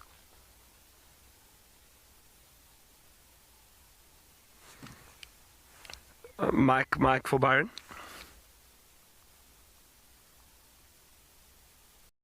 In that tree are two carcasses. There's a duiker carcass and a waterbuck.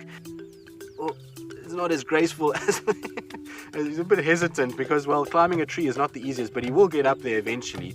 So let's see. There he goes. And look at the power in that. That is a massive 500-pound cat that has just climbed a marula tree and is up in there. How cool is this? I don't know how he's going to do it, but let's see.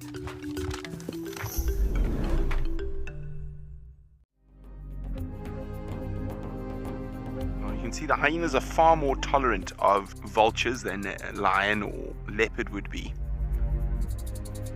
Occasionally a hyena will bite sort of a couple of tail feathers out of the back of a vulture, but I've never actually seen them, even once they've caught one, actually kill it.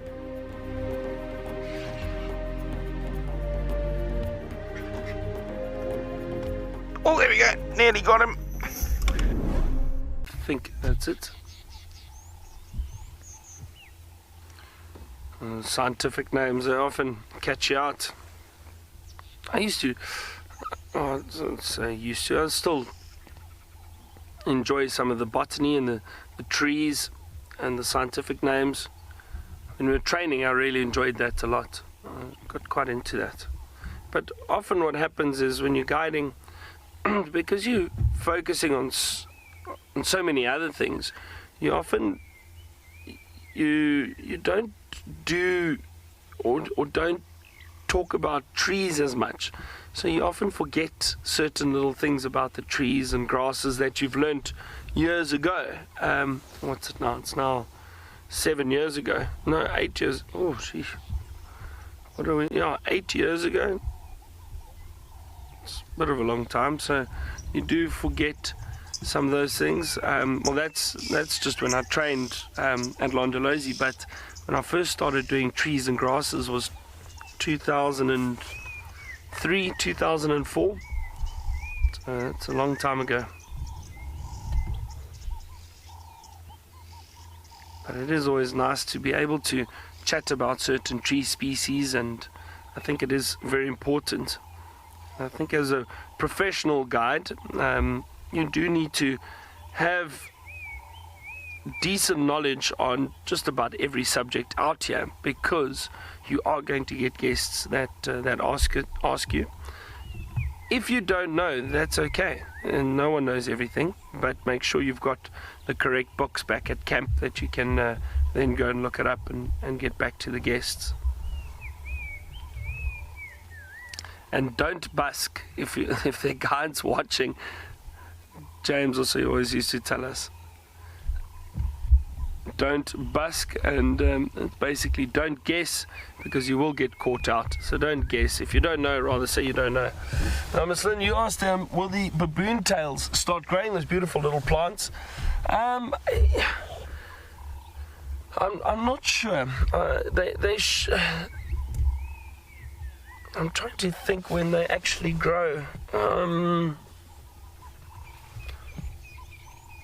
When they pop out, I'm trying to think. I can't remember.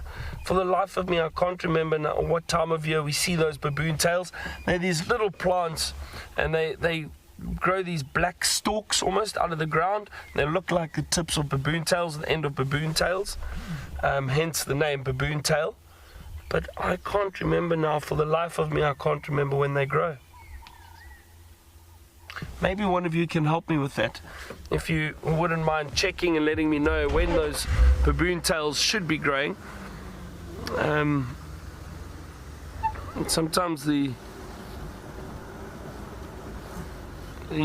seasons start blurring into one, and you forget exactly when you saw different plants. It's just like one of my favorite flowers, the impala lily. I think the impala lilies start flowering around about September, October, August, September, October, I think. And still very dry, very barren, and these beautiful pink flowers pop out.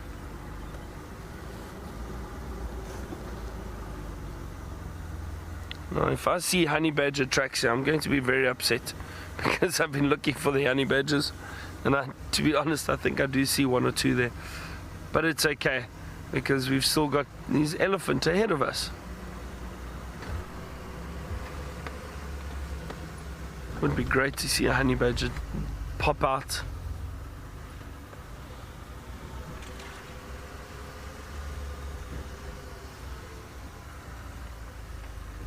Still very overcast at the moment. There we go. There's one of our elephant that we saw earlier.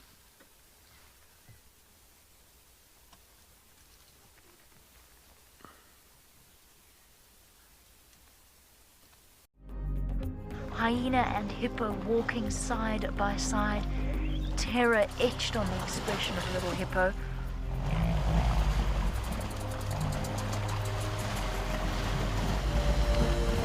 Look at this! Last mad dash! Hyena running along beside it. Baby hippo, jaws gaping. It's gonna make it. It's gonna make it. It did it. The baby hippo, against all odds. Hukamore. Oh, here's an impressive looking male leopard. Look at that neck on him. He just looks ready for a fight. This is only the third time that we are seeing him that is known as the Hukamuri male, and he certainly has a lot of character and atmosphere. This is gorgeous. Hukamuri having a drink at one of the little seasonal pans. Isn't he absolutely gorgeous? Compact, powerful, focused. I love it. The month's time. Excuse me. I was saying it's nice to stop and sit with animals like this, because then often what happens is you'll hear other things in the bush, or animals will just come out to you. I do find that sitting around and waiting patiently, you might get other animals appearing out of nowhere.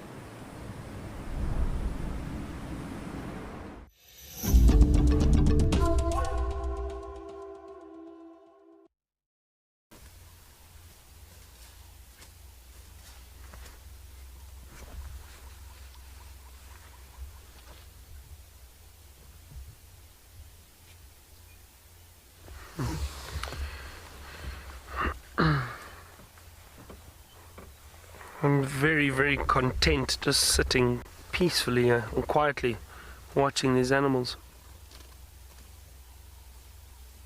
I think that's also the beauty of the bushes. Sometimes, like I said, with guests on the vehicle, sighting like this, you don't necessarily have to say too much.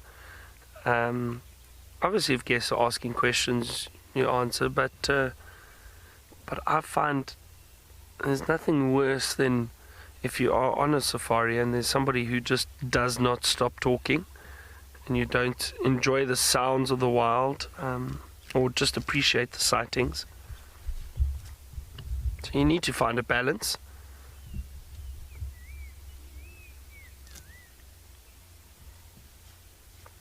I guess I'm giving guides or want to be guides some tips. I bet the elephants can get pretty loud while eating. They can indeed. They definitely can.